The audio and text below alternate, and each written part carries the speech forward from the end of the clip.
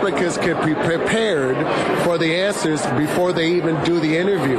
It's kind of a thing to think about. Where do you want to be in 5 years is not a surprise. The free event was hosted by the Los Angeles Dodgers and co-sponsored by Councilmember Ed Reyes.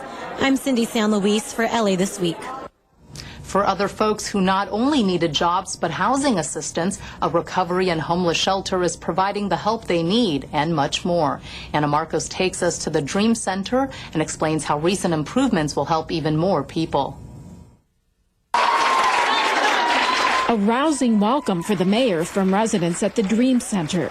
Mayor Antonio Villaraigosa helped push through the red tape at City Hall to get several floors at this recovery and homeless shelter rebuilt. This women's drug and alcohol recovery floor is one of them. Every one of you have a story of redemption, a story of hope, a story of overcoming. And you know, sometimes we fall down again. But remember, it's not in the falling down, it's in the getting up. Samantha Matthews, a former drug addict, had tried to kill herself several times and had 18 felonies against her when she found the Dream Center. I was actually raped by a boy in my senior class, my senior year. And that really played an emotional role. The Dream Center, which also has a church, is the brainchild of Pastor Matthew Barnett and his father. This 500,000 square foot complex is the site of a former hospital. This food bank hands out $2 million worth of food, helping out 40,000 hungry people in this community every month. And that's just one of the many services here at the Dream Center. The place has floors for drug rehab for both men and women, a fully accredited college, a home for teens facing juvenile detention, a floor for homeless families, and much more. It's a place 700 residents and thousands of volunteers call home. I think the Dream Center has tapped into the greatest volunteer army in the world, is the church. And if we can get them out of their seats on Sunday and into the streets tutoring and helping kids and making a difference, we could make a difference in every single statistic in America today. Samantha once made up one of those statistics. Even through all my mess, I always told my parents, I promise I'm going to make you guys proud one day. And that's just my hope. Samantha has gone from being a troubled, drug-addicted teen to studying to become a counselor for other troubled kids. I'm Anna Marcos for LA This Week. The city of LA estimates the floor for homeless families alone saved the city close to $500,000 last year. The Dream Center depends on private and corporate funding and does not get city money. The LAPD has released crime stats for the first quarter of the year while recognizing some often overlooked crime fighters, including that of the four-legged variety. Gil Reyes reports. Overall, crime numbers for the first quarter of 2012 look good. Violent crime and gang crime, both down around 8% from the same time last year. But police also report an increase in the number of homicides. Unfortunately, we've had 7 more homicides than we did at this point last year, which is about a 9% increase at this point.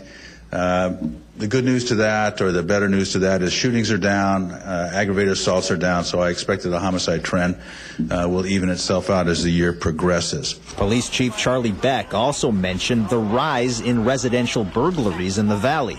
18 suspects arrested in the so-called knock-knock burglaries of Woodland Hills and surrounding areas. Police warn Facebook and Twitter users not to post weekend or vacation plans online, as crooks could be reading. If you're going to be absent from your residence, don't put it on the social media.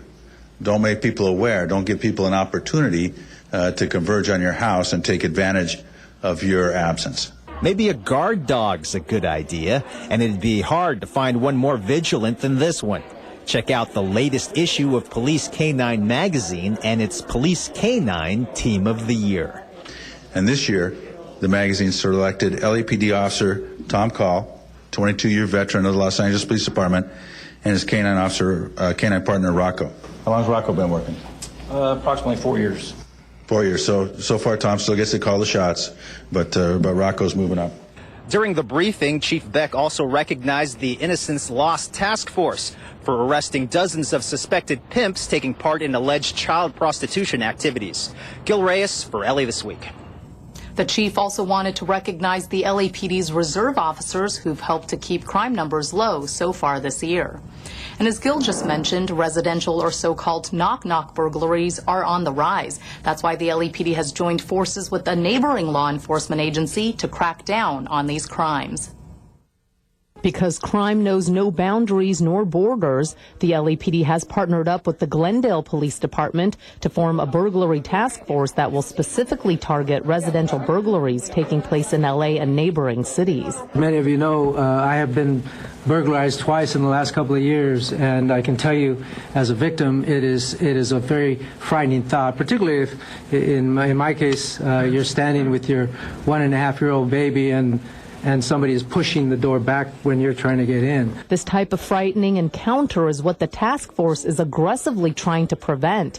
And while crime in general has declined in Los Angeles for the past 10 years, authorities say burglaries in affluent neighborhoods are actually on the increase. They're taking gold, jewelry, anything of value, electronics. They're also taking firearms when they see them, and they're converting them quickly into cash.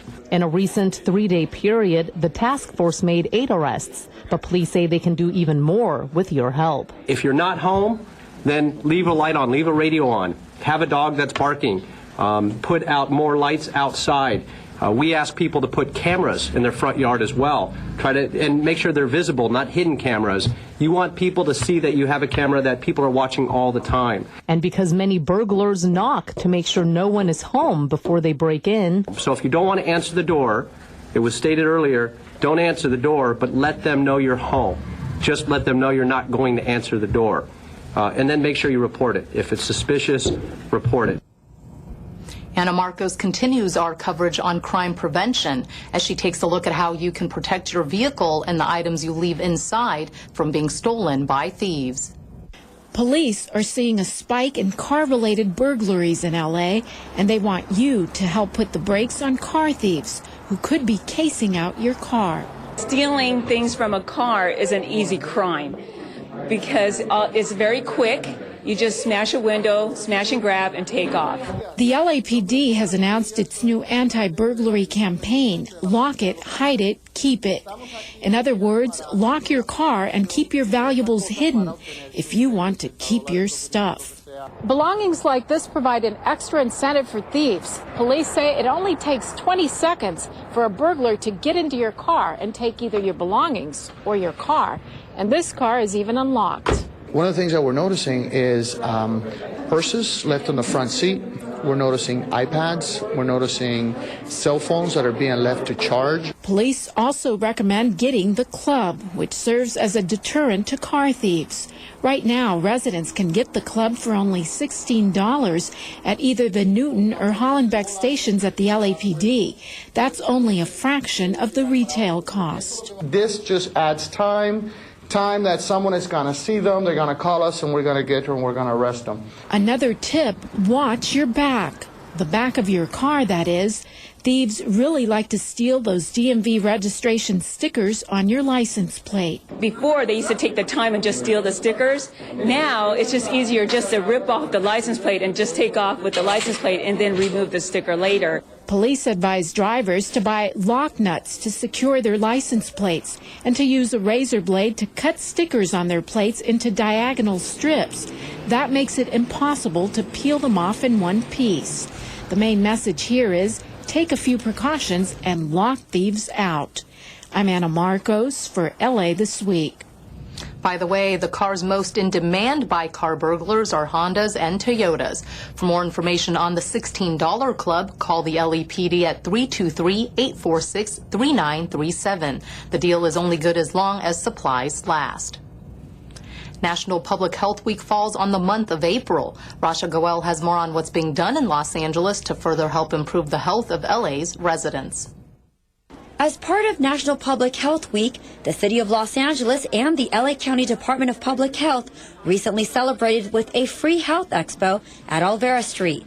This year's theme, A Healthier LA County, begins today. We have about 40 different agencies that are here representing anywhere from blood tests, if you want to donate blood, if you want to check your lungs, cholesterol, how to get a healthier diet.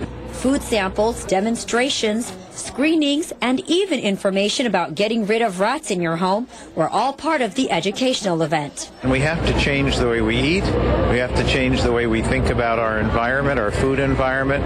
We have to increase our physical activity. Officials say one of the important things that Angelenos should be concerned about is their diet. So I came over to this booth and I found out that parfaits are actually healthy for you. Now what makes this so healthy is yogurt, strawberries, and granola, and you can make this all at home. Healthy eating is key to maintaining a healthy weight. This is 5 pounds of just fat. It doesn't mean just in one spot. It's 5 pounds all over your body. So when a person loses 5 pounds, this is it right here. For many attendees, learning about nutrition was eye-opening and fun. I love it. It's a lot of good information. The vendors, I found out a lot of things. There's a bunch of cool stuff, and there's games and wheels that you can spin and prizes. The ultimate prize? A healthier lifestyle. From downtown Los Angeles, I'm Rasha Goel for LA This Week. Showing that he hasn't forgotten his roots, the mayor returns to his high school as part of a mentoring program. Gil Reyes reports. LA Mayor Antonio Villaraigosa returns to his alma mater to lead a campus-wide cleanup with about 100 students. One of the things we want all of you to think about is coming back to graduating from high school, hopefully going to college and graduating from college, and then coming back in service of others. Roosevelt High School students planted vegetable gardens and repainted walls on campus. The makeover sponsored by Marriott and Ritz-Carlton Hotels Community Footprints Mentoring Program.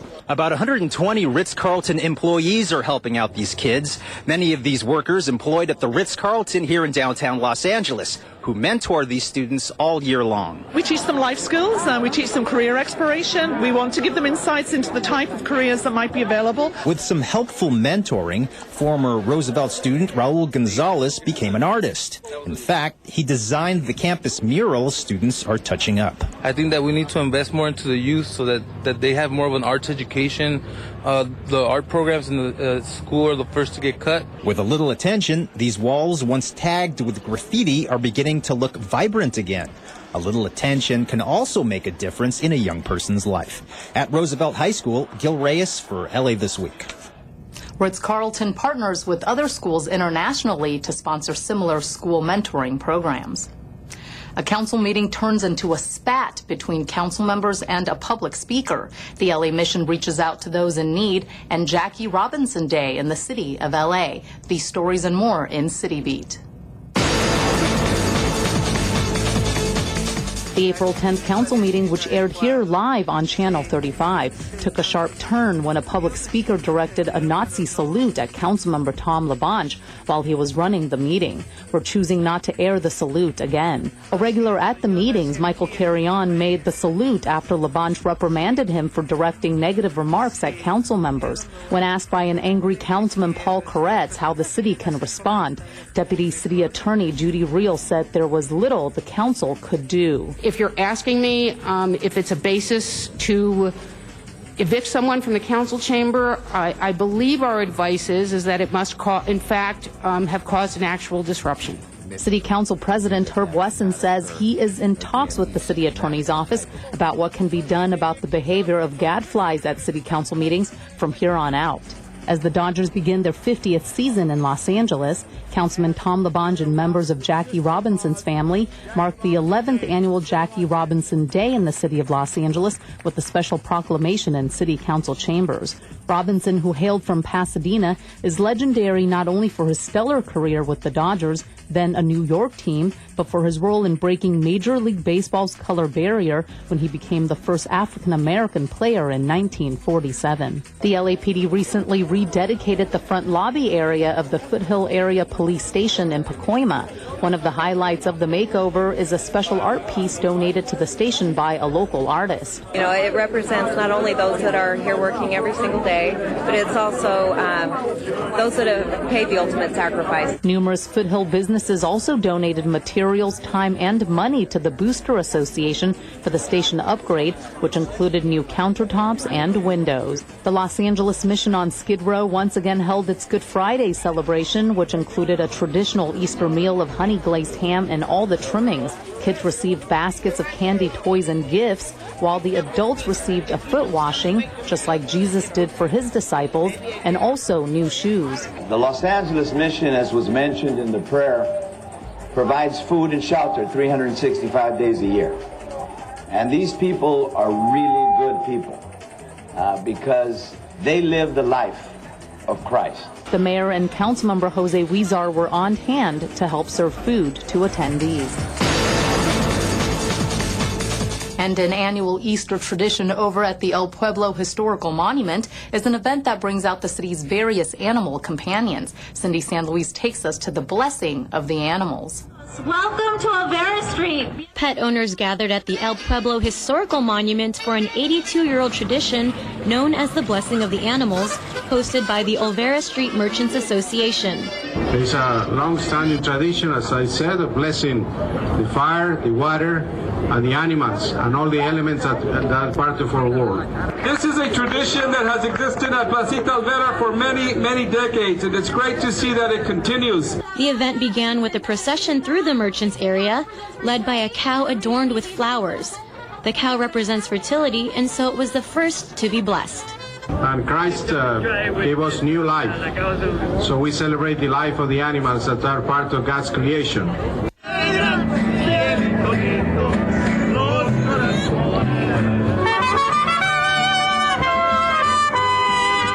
Always held on the Saturday before Easter Sunday, the tradition goes back many centuries that began with thanking the animals for all the hard work they did on the farm. Now we thank the animals for the love they give us, the support they give us, the laughter, and so and the companionship. Animal lovers didn't just bring their pet dogs and cats, they brought other more exotic animals to receive prayer, blessings, and holy water imparted by the Archbishop of Los Angeles. This animal named Piglet has received this special blessing for the past 6 years. I'm glad that they take time out to give to the people with the animals, and it's a beautiful procession. The tradition began in El Pueblo in 1930 and will continue to be a festive day for years to come. For LA This Week, I'm Cindy San Luis. The event attracts between 3,000 and 4,000 festival goers each year. And some things to do this week: a music and dance workshop at the Disney Concert Hall, helping a school with its fundraising drive, and an exhibit featuring historic maps of LA. Here's an event that's fun for the whole family, especially those with young kids. Minimalist Jukebox at Walt Disney Concert Hall on Saturday, April 21st starts with a workshop at 10 a.m. and ends with a concert at 11. You and your kids will get to make music with the Los Angeles Philharmonic and guest dancers. The Disney Concert Hall is located at 111 South Grand Avenue.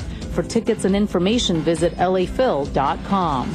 Help out an LAUSD school by donating your unused clothing, furniture, toys, and other items in good condition. On Saturday, April 21st, Dearborn Elementary School at 9240 Wish Avenue in Northridge will be holding the last of its 3 collection days for its Goodwill fundraiser drive between the hours of 9 a.m. and 12 p.m. You can help them achieve their goal of raising $1,500 per Goodwill truck that they can fill. For more info, call 818-349-4381. The exhibit, As the City Grew, Historical Maps of Los Angeles, is on display now through November 4th at the first floor galleries at the Central Library, located at 630 West 5th Street. The exhibit traces the growth of Los Angeles with 34 historical maps from the library's 100-year-old map collection, which includes topographical maps, road maps, street guides, and fire insurance atlases.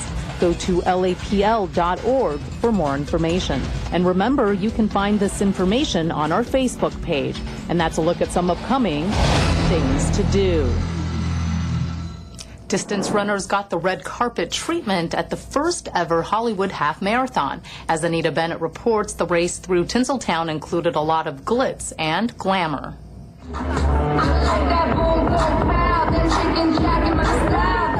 With a little up-tempo music and a lot of folks to cheer them on, thousands of runners and walkers descended on Tinseltown for the first ever Hollywood Half Marathon. Really good, really good. Great atmosphere, nice weather, awesome, awesome. The route, which included separate 5K and 10K starting lines, wound past a series of Hollywood landmarks.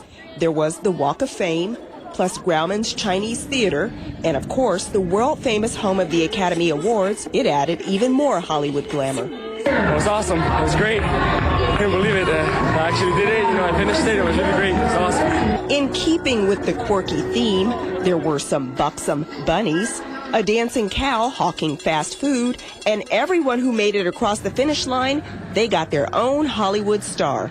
It was really good. It was a lot of fun. Nice flat course. It was good. I liked it a lot. I'll definitely be back next year. The day before, there was a pre-race fitness expo in Universal City. That's where the runners picked up their numbered race bibs. And according to the race director, even more people showed up than they expected. It's Hollywood. Hollywood makes anything popular. I'm sure everyone wants to go to the Academy Awards. Everyone wants to go, all the award shows that happen here in Hollywood. So to me, this is a celebration of Hollywood for runners. Those runners snapped up souvenirs, and they got lots of tips from vendors on how to reach their peak race performance. I'm Anita Bennett for LA This Week. $20,000 in prize money and trophies were handed out at a celebrity-style post-race award show. That's going to do it for this edition. Thanks for joining us. I'm Ellen Chang. A reminder that you could catch us online at lacityview.org. You can also follow us on Facebook to see our featured story of the week. We'll see you back here next week for more of LA This Week.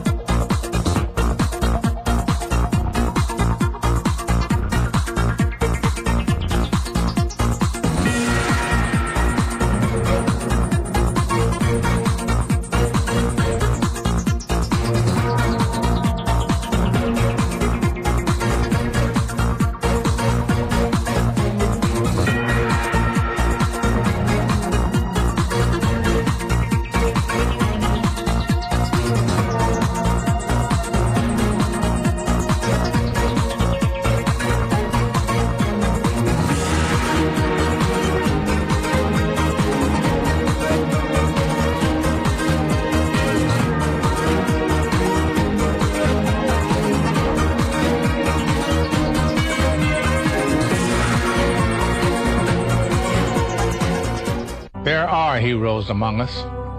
They don't fly or bend steel or ride off into the sunset.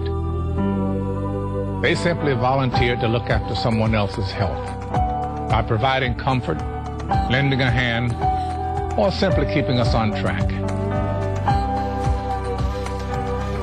Everyone's health needs a hero. Who will you look out for? Find out how you can participate in improving our health. Visit iparticipate.org.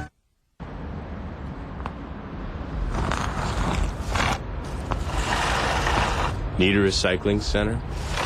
Call 311, the toll-free number for non-emergency services. 311, your one call to City Hall.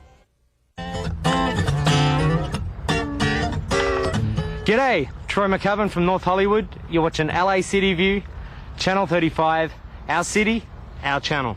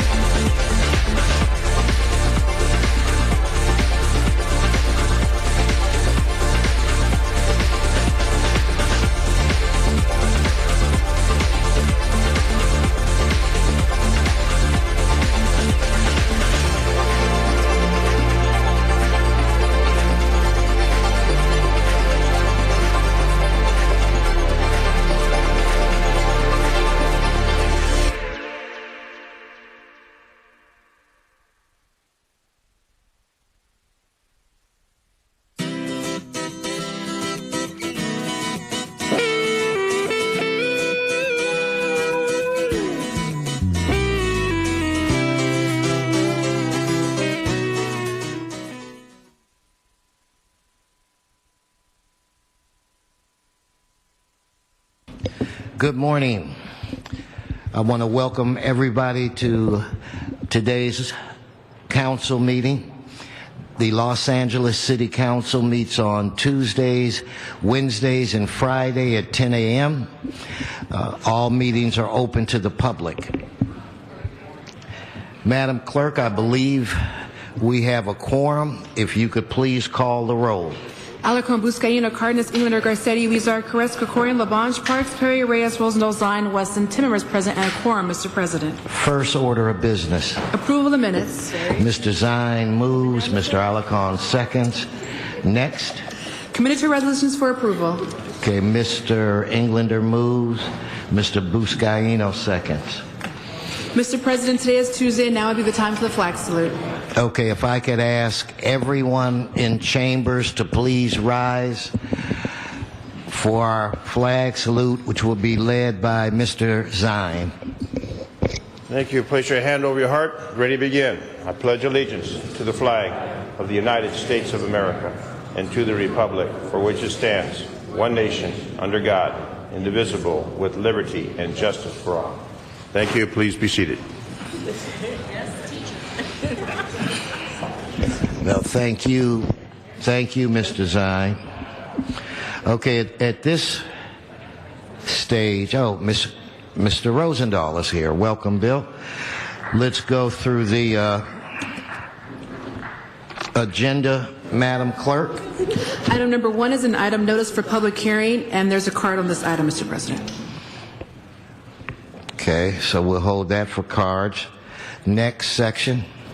Items 2 through 18 are items for which public hearings have been held. There's a request to continue item 7 1 week to April 24th. Item 7. Okay, Mr. Zine. Item number 2, please continue for 30 days. Okay, what is that date, Madam Clerk? It's a request. That was May 18th. Okay, without objection. Mr. Englander. Item 4, special, please. Item 9, special, please. 10, 11, 12, 13, and 14, special, if we can bring those together as well. Okay. And item 31, special. Oh, we're only on, yes. Yeah, jumping the gun. You're getting a little bit ahead of us here. Yeah, well, time is money. Members, any other specials? So why don't we open the roll on the remaining items, close the roll, tabulate the vote. 11 ayes. Okay, where are we now, Madam Clerk? Items 19 through 33 are items for which public hearings have not been held. 10 votes required for consideration. Okay, without objection. Okay, Mr. Englander wanted to call 31, is it? Yes, 31, please. Thank you. Mr. Zine. Number 20, please. Members, specials, cards. There's cards on 19, 20, 22, 23, 25, 28, 30. That's all. Oh, and 33. Wait, I didn't hear you. 33 was the last one. 33 as well? Also has cards. Okay. Okay, on what's left, let's open the roll, close the roll, tabulate the vote. 11 ayes. That brings us where? On the supplemental agenda, item 34 is an item for which public hearing has not been held. 10 votes required for consideration. Without objection, that item is before us. I'm not before us, but we will deal with that. Any, can we vote on that item now? Yes, there's no cards. Okay, then on item 34, let us open the roll, close the roll, and tabulate the vote. 12 ayes. And Okay. Mr. President, there's a request for that item to go forthwith. Without objection.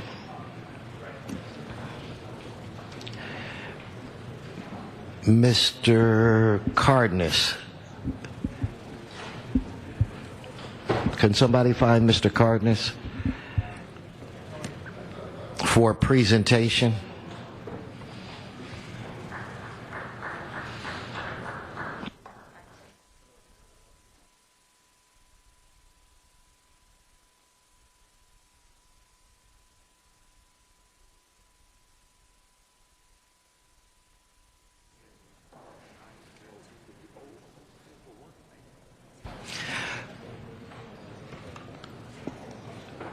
Madam Clerk, I'm waiting for a couple of members, so I think what we'll do in order to move time along, we'll hear from 3 general public comment requests. So that's Mr. Sean Murphy, Mr. Herman, and Mr. Zumadog. If you 3 could please come forward. Mr. Murphy.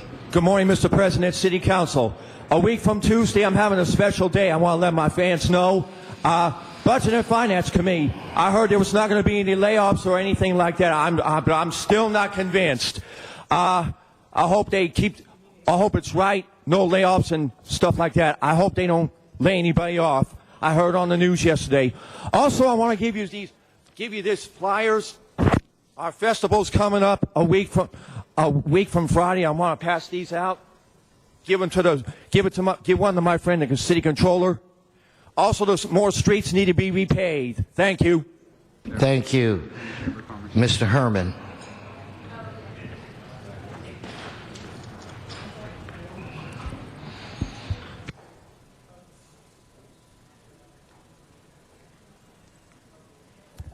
Good morning, fellow councilmen and citizens of Los Angeles.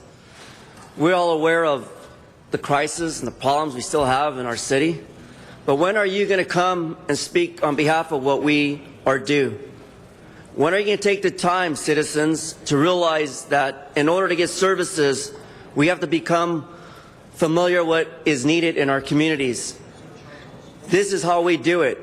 We represent our communities, not individuals, not self-centered selves. Unfortunately, my councilman is not here because there are issues I would like to discuss when it comes to timelines, when it comes to bringing together the circle that surrounds us. Right, Mr. Rosenthal?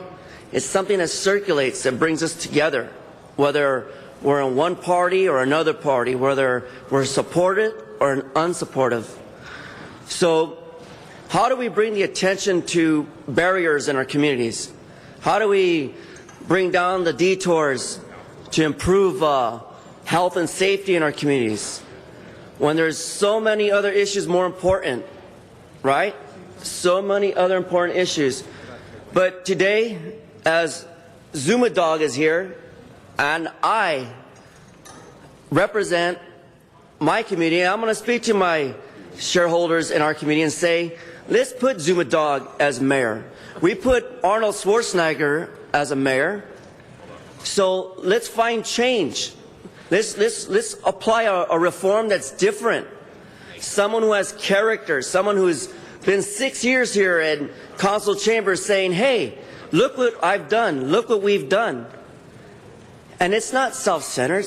It's openly an argument to the concerns of what he's providing services and slowing down the corruption, the scandals of what goes on in the city of Los Angeles. Thank you. Thank you, Mr. Zumadog. Thank you so much, Mr. Herman, and it is Zumadog, and I am running for mayor, and I am filed at the Ethics Commission for the 2013 LA mayoral candidates. Because after 6 years, I do have a pretty impeccable record of coming here to warn you something was going to be happening, to warn you that it is happening, to say this is just what happened, and here's what will be happening next. Whether it's pension money being lost, whether it's subprime coming, whether it's the special event fees being shady, whether it's an FBI investigation into housing. But now let's get started, because on Friday, after public comment, Herb Wesson said, yeah, okay, now let's get to work. I'd like to tell council that public comment is work because it's on the city agenda, and the city agenda is city business. So the work is at least to listen and consider. So if you want work, I got work. I'm heading over to Carmen Tutanich's office. I'm putting in a public record request for all the information from the Building and Safety Department and the Housing Department for the last 3 years regarding everything I've been discussing over the past 6 years. Okay? And maybe if you would have been listening to me, you wouldn't be having the FBI all over yourselves. And I'd like to thank LA Weekly for their coverage of Zumadog, Matt Dowd, and the Gadflies. And I'd like to thank LA Times for their coverage of Zumadog and the Gadflies. And then I'd also especially like to thank LA Times for printing the letter to the editor from the LA Kingpin, Zoom It Dog, because it's the political icon legend of this city. When it comes against you guys, when I have something to say, it's of great importance, and LA Times realizes that. So to read a little bit out of it, because reading is fundamental and kids should read, it says how convenient that the city council wants to shut down TV coverage of city business just when the public needs to know the city's failing to provide services, has a large number of layoffs, and is dealing with an FBI investigation. ZoomItDog.com. Thank you. If I could ask Dr. Tom Williams, Arnold Sachs, and Armanik Norajanian to come forward, please. Dr. Tom Williams, LA 32 Neighborhood Council, Northeast LA Coalition of Councils. This morning we had a very interesting discussion, somewhat humorous, but poignant to the pride of place in Los Angeles. 30 years ago, I came to Los Angeles and said, this is where I want to be for the rest of my life. So one of those elements in Northeast LA is the Southwest Museum. And the Southwest Museum was open until about 10 years ago. I visited it many times and was very concerned about its decline, which always reminded me of benign neglect. However, this morning, we changed that around. We're trying to move to come to some sort of agreement as to how the Southwest, as part of the Autry National Center, will continue to survive and thrive. I reserve 1 minute. Thank you. Thank you. Mr. Sachs.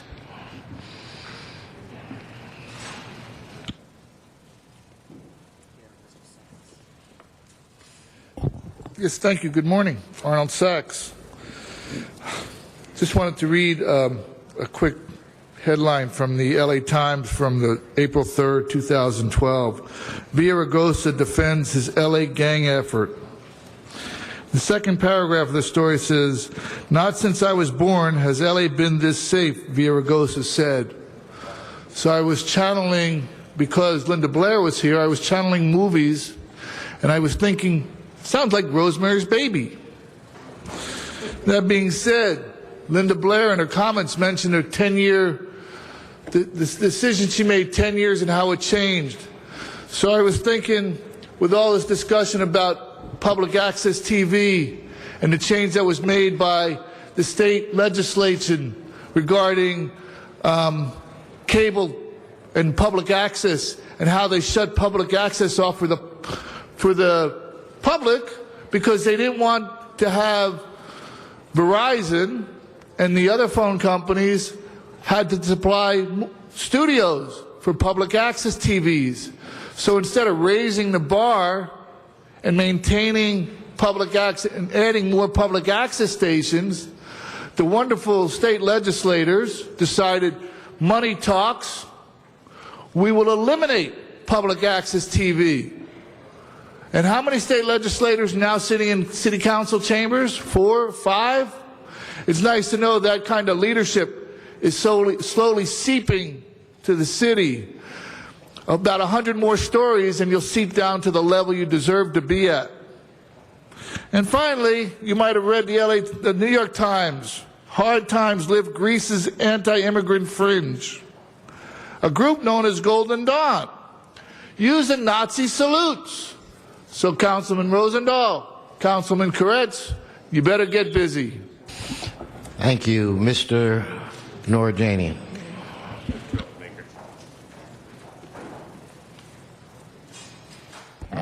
Good morning, City Council members.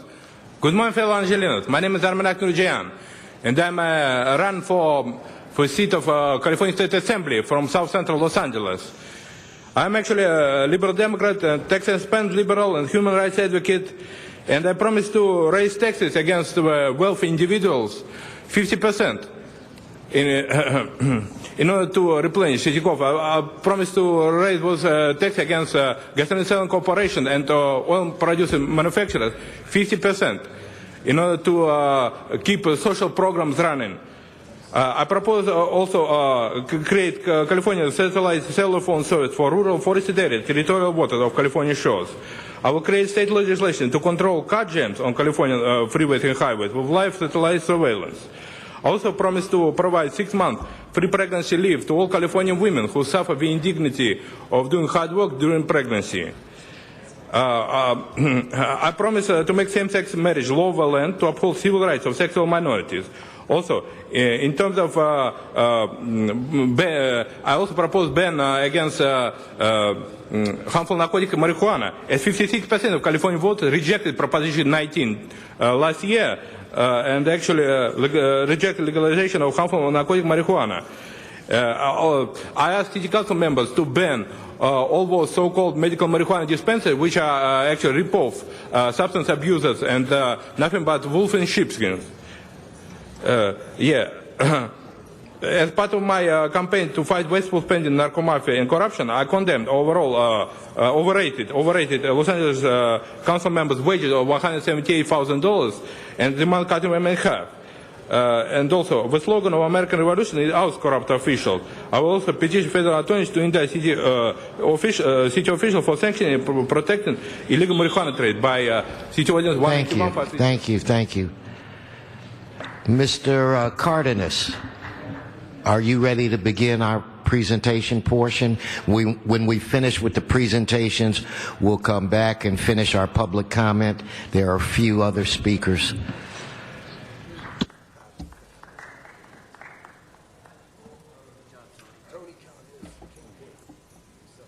How you doing?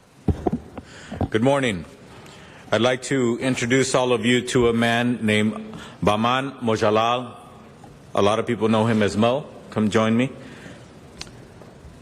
Bahman Mojalal has been a leader of the special event industry in the Iranian American community for almost 30 years here in Los Angeles. Bahman's creativity and vast ability has been seen in television shows, live performances, social events, and community events, and he's known throughout the world through the televised programs on the Iranian television show that is shown around the world. Bahman is a very active participant in his community, serving 6 years on the board of the Lake Balboa Neighborhood Council, providing space and equipment for all of his meetings at his facility. In 2011, he became a civilian member of the Los Angeles Fire Department's Community Emergency Response Team. Mojalal is the president of the Iranian American Chamber of Commerce. He is also a board member of the Iranian American Parent Association. He was on the board of directors for the Iranian Jewish Oral History Organization, and he has been instrumental in the celebration of the now famous Nowruz festivals here in the city of Los Angeles for the last several years. He is married and a father of 2 young boys. I like to work with Mojalal because he is a true professional. There have been situations where in the Nowruz event, other individuals didn't step up to make sure that the event would continue. He could have easily canceled it. He took it upon himself personally to make sure that he financed the Nowruz festival, whether or not he got paid back. And as a result of that, it is now the largest Nowruz festival in the United States. And it's something we should be very proud of, because Los Angeles is home to more people who formerly used to live in Iran than any other place on earth outside of Iran. And because of his leadership, he has proven that he loves this country, he loves his community, and like I said, he's a true professional. Also, he dedicates himself to the Nowruz Festival and many organizations with his skills as an event organizer, and he doesn't charge a penny. That's the kind of leadership and that's the kind of spirit that we as Americans are so proud of. And when I say Americans, I mean people who were born here, people who were not born here, but I'm talking about the American spirit. Whether or not someone is a citizen of this country, in my opinion, if they come here and love this country as many of us were very blessed to be born into, and they actually prove that they can care about their neighbors and give of themselves selflessly, then as far as I'm concerned, they embody the American spirit. And that's the reason why I think that all of us should meet Mojalal and get to know him and understand that he is a true community leader in Los Angeles. So with that, I'd like you to help me welcome him to the podium and give him a big hand.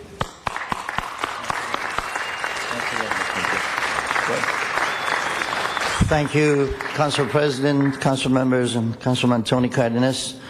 It is an honor to receive such a resolution. I appreciate it.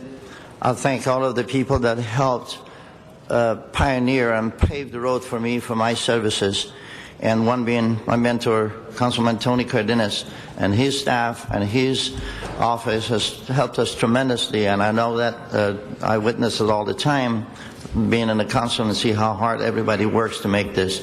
I'm honored. I thank the people that really before me has come up and stepped forward and helped Iranian communities. I'm just following their path, and my family and I really thank for this honor. Thank you very much.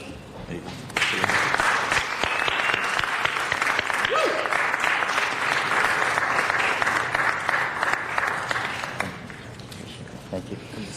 Thank you, Mr. Cardenas. Mr. Krikorian.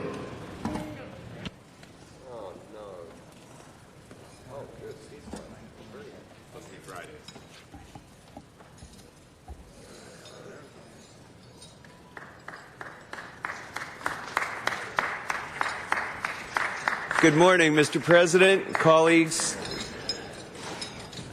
We recently completed the LA Marathon, which is always, every year, one of the great days in Los Angeles. But I wanted to do this presentation to tell you about a story that you might not have heard when you read about it in the press. A story about two athletes who made history in the LA Marathon this year.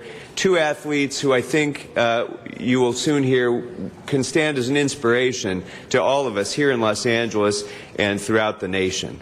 And of course, stories like that happen often in the marathon. The marathon is an event that often transcends sport. It's a test of human strength, of human character, as much as it is athletic performance. And some of the great inspirational moments in sports history have not involved necessarily the best times or the closest races, but the greatest performances of heroism and tenacity and will.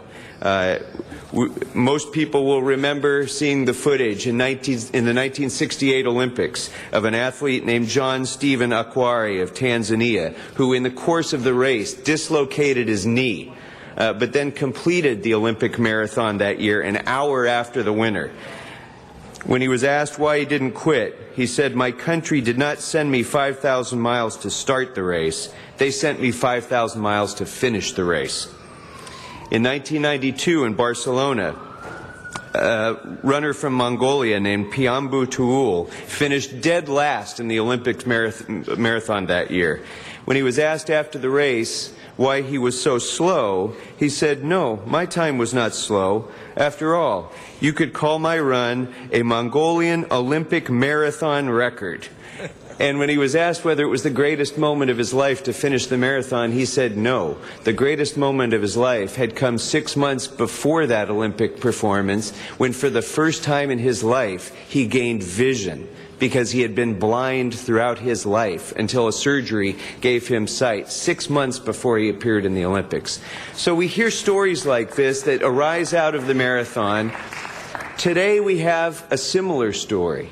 I want to tell you about Antoinette Mendoza and Angela Armenta, who are with us here today, the first two women with Down syndrome ever to complete the Los Angeles Marathon, and as far as anyone knows, any marathon anywhere in the world.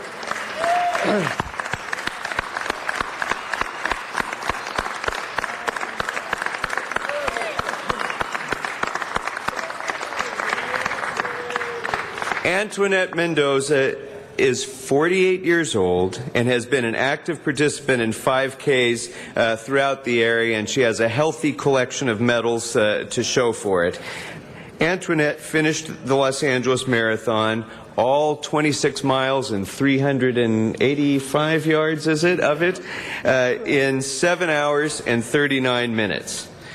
Antoinette always had the dream to finish the marathon with her two friends, Tim and Raphael, who I'm going to introduce in a moment, both of whom are here today, who each have completed 5 marathons. Angela Armenta when she was training for this race, her health significantly improved, and through the process, her personality has come alive, her speech has improved. Angela was diagnosed with a hole in her heart when she was 5. But after receiving a medical clearance from her doctor, she was determined to succeed, and succeed she did. She completed the marathon this year in a time of 12 hours and 30 minutes. And think of that, friends, 12 hours and 30 minutes to continue and move forward and not quit. These two athletes, I think, stand as an inspiration to any of us as we think about the challenges we face in our own life, and encourage us not to quit, and encourage us to carry on. And for that, I think the entire city of Los Angeles is grateful for Antoinette and Angela for being role models for all of us, and by any measure that matters to anyone, true champions. All right.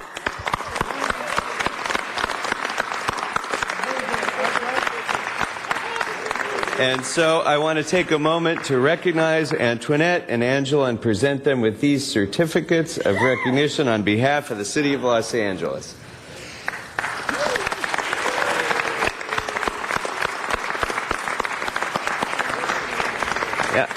Antoinette and Angela have both been working towards this goal in partnership and with the support of some terrific people at ARC, which, as many of you know, is a service provider that started a number of years ago when two Studio City mothers got together and decided that they needed more services for their children. And now it's a flourishing facility with recreational facilities, educational facilities, living facilities that provides direct services to over 100 individuals and their families in the Los Angeles area. ARC is a great advocate that brings awareness to the community about developmental disabilities, and more importantly, about the abilities of people who have developmental disabilities.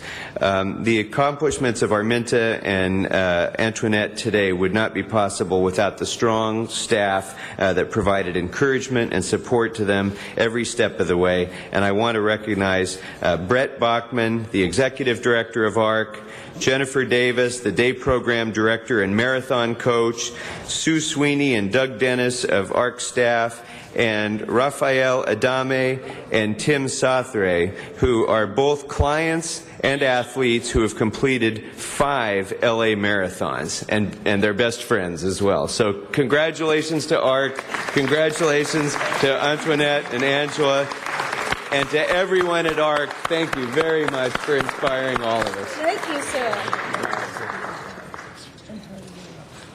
And we have some more certificates for you. Okay, thank you, Councilmember Krikorian. That was a very inspiring presentation. Thank you for that opportunity. Next, we have for our next speaker, Councilmember Wesson, and his presentation.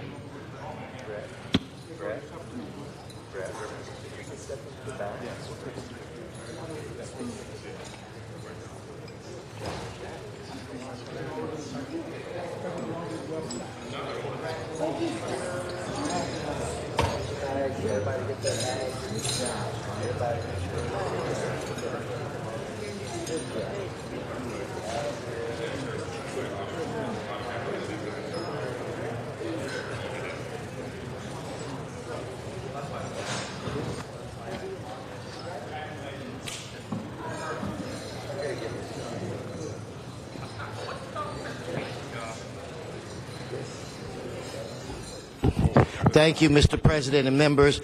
If we could again give them a round of applause, they're truly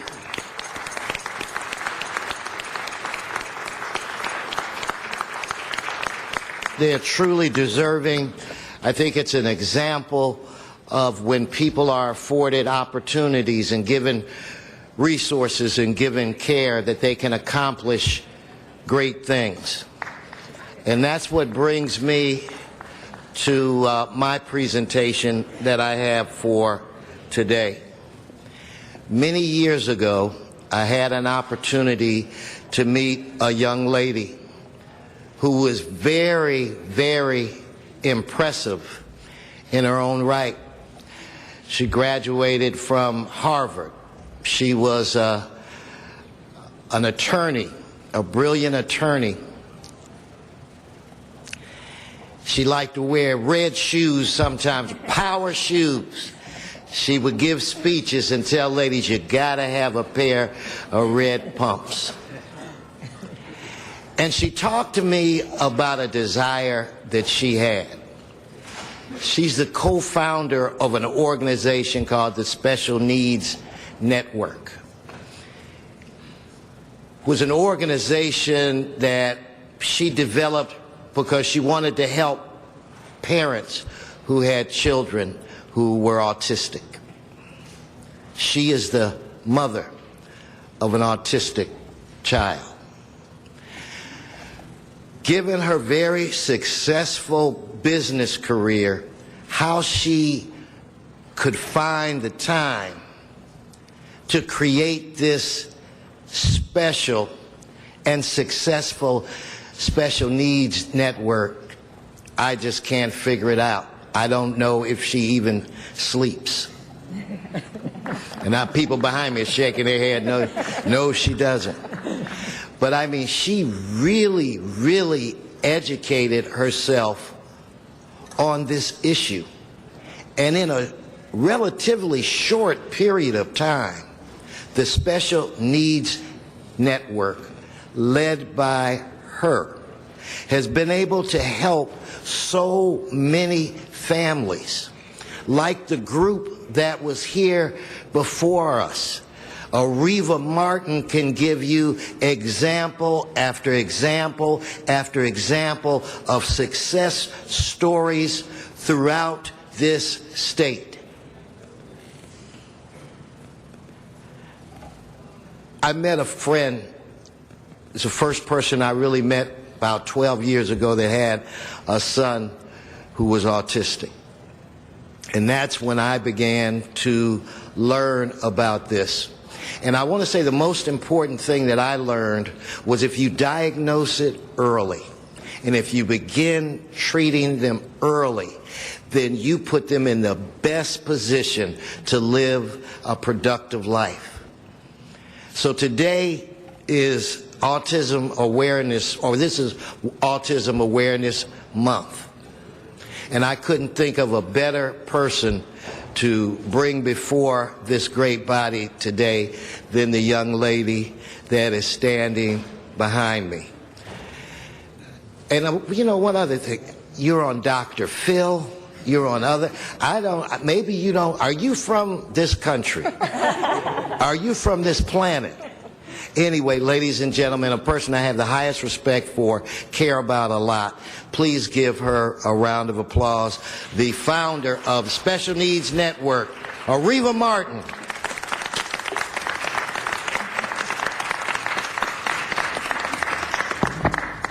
Let me present the plaque. We'll get that out of the way, then I hope you'll say a few words. Uh-oh, there's no photographer.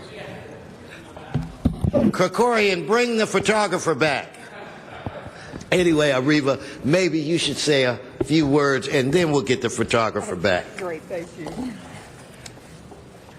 Thank you, President Wesson. Thank you, LA City Council members. I am just humbled and honored to be able to join you this morning and to accept this on behalf of Special Needs Network. Standing with me are the men and women, the staff, the board members that make this organization possible, that make the work that we do possible.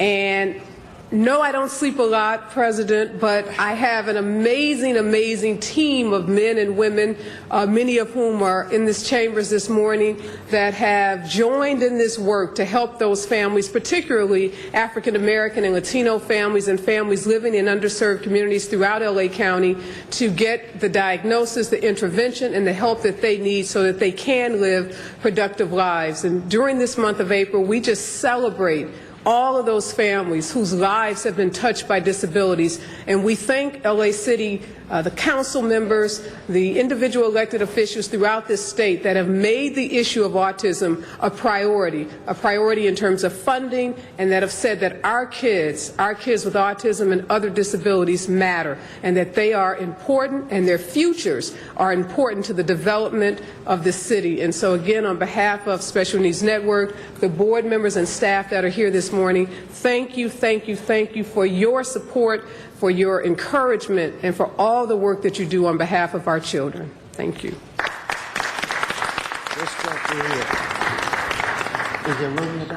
If we may, Councilmember Zine, like to have a few words. Right over here. I want to acknowledge the good work you're doing, and also mention to our viewing public that this coming Saturday, Autism Speaks Los Angeles, a 5K walk that takes place, and I will be there along with Channel 7, which is a major sponsor of Autism Speaks, and it's going to be at the Rose Bowl, and the public's invited. We hope that they turn out. I don't know if you'll be there, but it's a major fundraiser. Okay, you all know about it. I just want to give a plug for that. Maybe you want to mention that in your remarks, because our viewing public that may want to participate and help Saturday to generate additional dollars, because I've been there every year and there's thousands of people that show up. So you may want to give that a plug if you will. Autism Speaks, a national organization that's working on behalf of children and adults with autism, has this amazing walk every year at the Rose Bowl, and they bring together thousands, tens of thousands of families from around the county to walk and to raise funds for research and for development of what we hope to be a cure for autism, because now we know there is no cure. So again, I encourage, like Councilmember Zine, families who are watching, get out and walk with the Autism Speaks and other organizations like Special Needs Network that will be out saying again that our kids matter, and we need your support, we need your financial support. So Special Needs Network works very closely with Autism Speaks, and we support their walk and the efforts that they're doing to improve the lives of individuals with autism. And it's this Saturday at the Rose Bowl, 8 o'clock, and there'll be thousands of people out there supporting this great cause. Thank you. Thank you, Councilmember. Okay, thank you, Councilmember Wesson. Seeing no one else in the queue, we'll go back to public comment. And our next speaker will be Michael Carrion, and then Matt Dowd, and then we'll go to Van Nuys. Mr. Carrion. Once again, it's my understanding this meeting starts at 10 o'clock. We still can't get people who make hundreds of thousands of dollars a year to get here at 10 o'clock. Pro temp, outside talking to somebody at 10:05. I just say this so the public can be aware of it. The people that were late were Paul Krikorian, Paul Koretz, Bernard Parks, Bill Rosenthal, Eric Garcetti, and Jose Bustamante, or whatever his name is. We're late. Again. The public doesn't see this because the cameras don't show it. Okay? You need to have some kind of sign-in sheet or something that lets the public know that their council members are late. Now, when I'm speaking, they're having a conversation. Mr. Garcetti, while the other speakers were speaking, was having a conversation here. My councilman's over there carrying on a conversation again. So I guess we'll stay at this. The elderly gentleman over here, security guard, doesn't say anything to anybody, them when they're having conversations. But we dare say hello to somebody, and he's there accusing us of disrupting the meeting. So when we get to the Hitler stuff and all that, I need you to know why we do it. Okay? Because we don't get the respect that you demand from us when you're up here.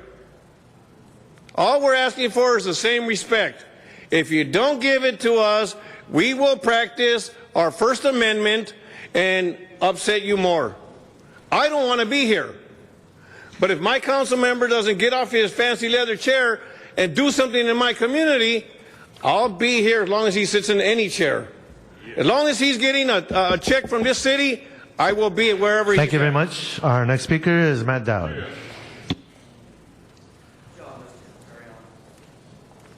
Thank you.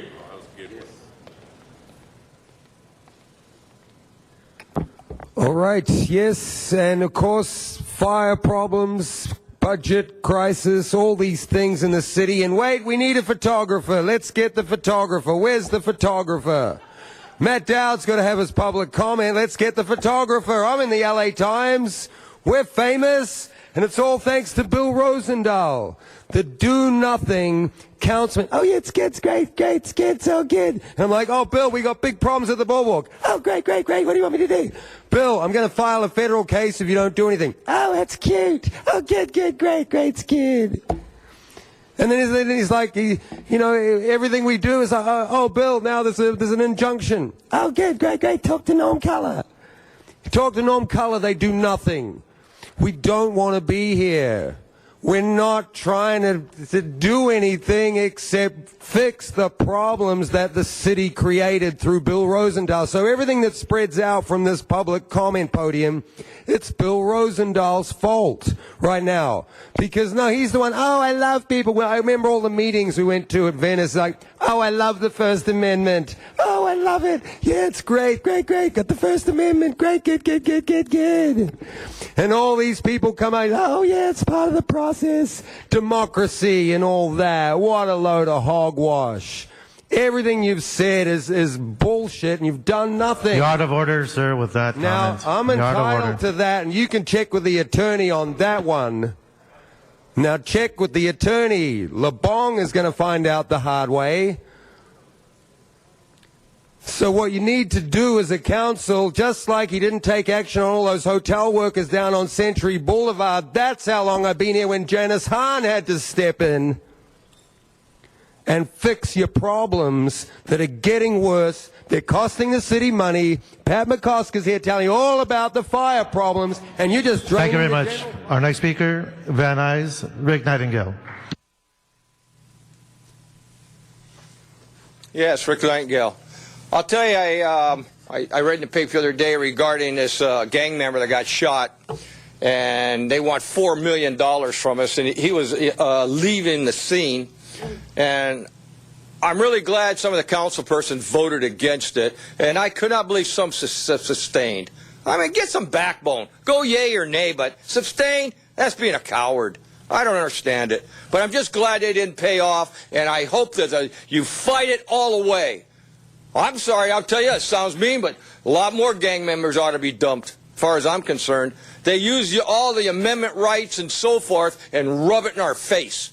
And they don't have no consideration for the people, the public, the rules, or nothing. They got their own rules. And it's a bunch of crap, and I'm not sorry for the guy. I feel sorry for the families, though. I really do. Here's another pivot. This is real easy for the council to do. How often do you drive down any street, anywhere, and you can't find an address? Look for an address. No wonder you're turning around and having problems. You know, people are looking, and then you might cause an accident. Why don't you put, it's real easy. Why don't you pass a resolution that you have to have your address legibly from the street? How hard would that be for all of you people to agree on? I don't think anybody could disagree on that. That make it that the city, you are in the city here, that you have to have a legible address on your building that has to be there, or you're going to get fined. Very, very easy for you people to pass that. It don't take a rocket scientist. It don't take any person to go against it. It would really, really be nice. Thank you. Thank you. Our next speaker is Donna Perman. Are you sure? Are you sure it's not Miriam Fogler first? Oh, okay. I guess that doesn't matter. Okay. Can you do Miriam Fogler first? Hello? Please go ahead, ma'am. You got your time. All right. They won't do it. Sorry, Miriam. Okay. I agree with having. Okay. I agree with having the addresses shown legibly, because that will make years for people who take access to be able to find these addresses if they're legible. Anyway, I do not mind if you're here that you don't get here exactly at 10 o'clock. I think well, let somebody have a chance after the dog and pony presentations to do public comment like you do now. I see you still want to do Reseda Theater, a large apartment CRA project. I wouldn't be able to put it in 23. So I don't think that it's right to be able to take down the theater. I think you should build up a new theater over there in Reseda Theater, because a lot of people, there's not a whole lot of things over there to do in Reseda, since it's a lot of it has gone down the hill, most probably due to CRA. So we need to be able to get a nice theater would be nicer over there than to get a large apartment building complex over there. And I see that we're still having problems with the CRA. I'm not sure exactly. I'll see on number 25. I'm not sure that's going to be on today. That we're not getting, I don't know if it's the old projects that you're going over there and taking care of, that it's still there, or if you're going to go by another name, and the CRA is just called by another name. And also, last of all, I wanted to say that we're still having problems with the buses. The buses run sporadically, especially going on to Santa Monica. We have to wait 10 or 15 minutes for a bus over there early in the morning. That's unacceptable, and I'm having still trouble getting my pass. Thank you. Thank you. Ms. Fogler, please come forward. Yeah, the LA Weekly gave us a good compliment, and I got to commend them. I thought about it over the weekend.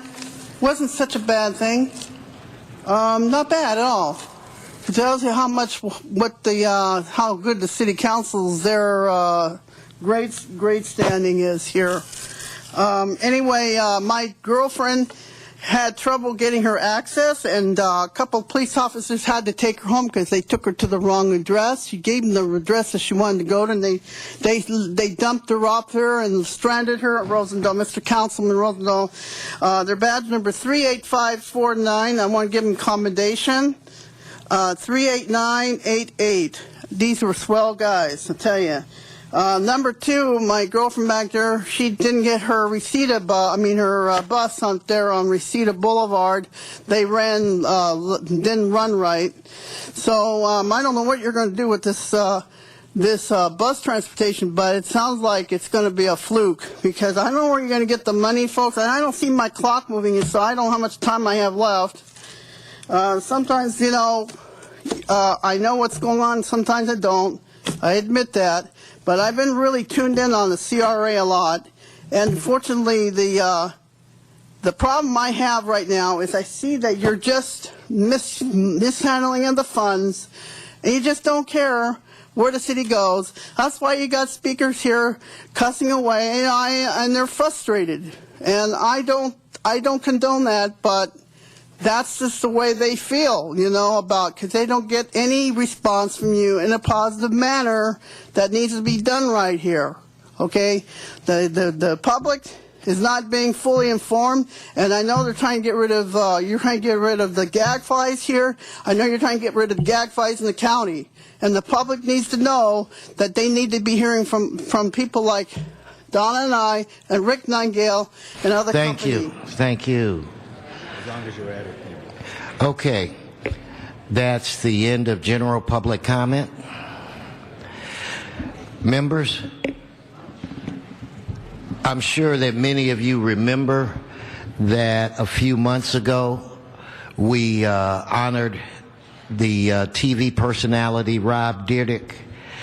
Anyway, he aired on his show, The Fantasy Factory, he aired that he received his proclamation from us. So I would not be surprised if many of you get texts, phone calls, because you were just introduced to a very young generation.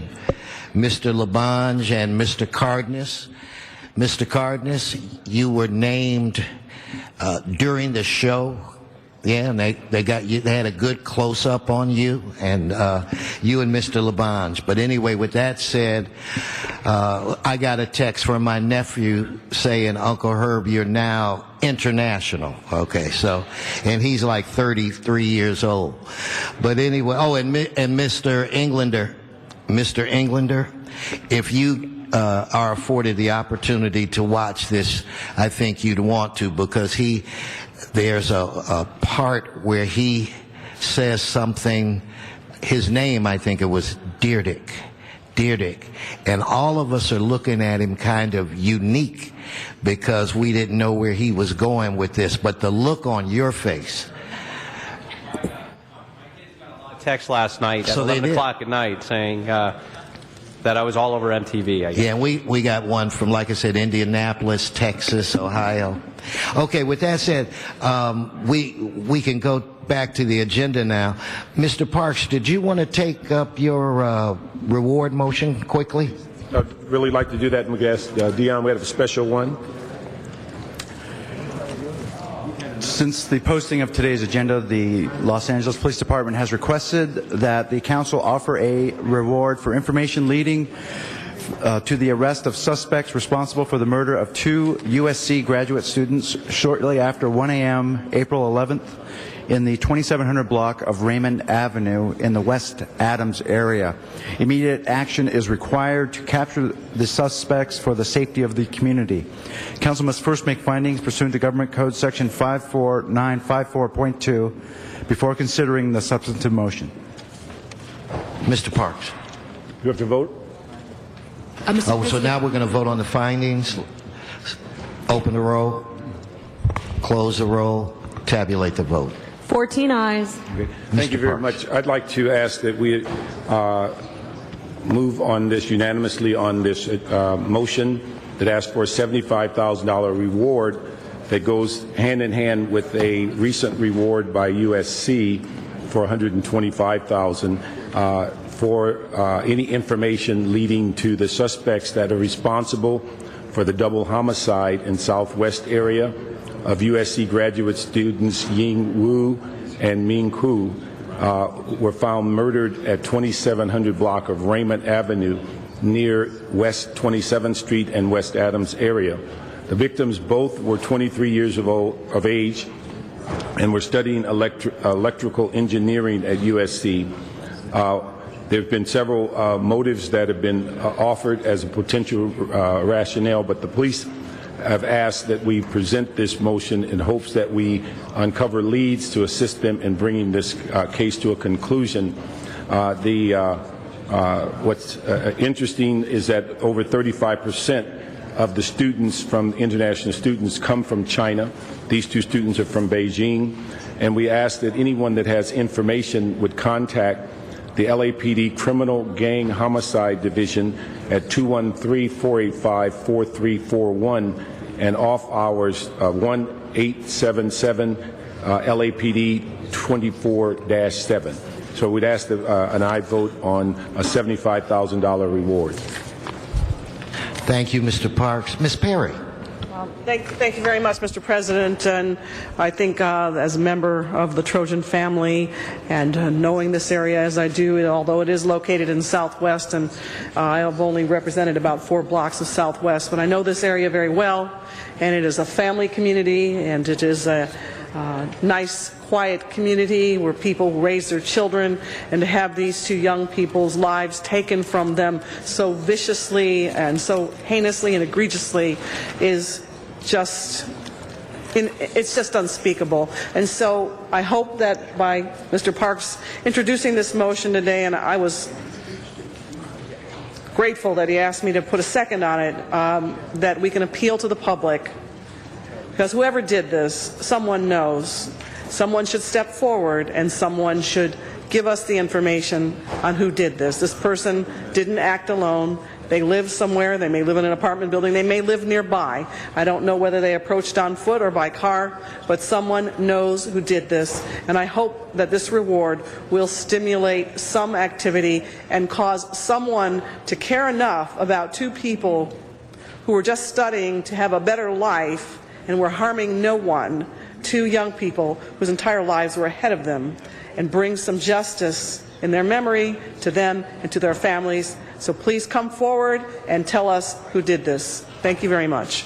Thank you, Ms. Perry and Mr. Parks. So on this item, let us open the roll, close the roll, tabulate the vote. 14 ayes. Okay, now, Madam Clerk, what I want to do is move to item 4. I'll be turning it over to Mr. Krikorian, but it's my understanding that our CAO needs to attend another meeting, so maybe Miguel, if you'd come forward, and Mr. Krikorian, I'd like to turn it over to you.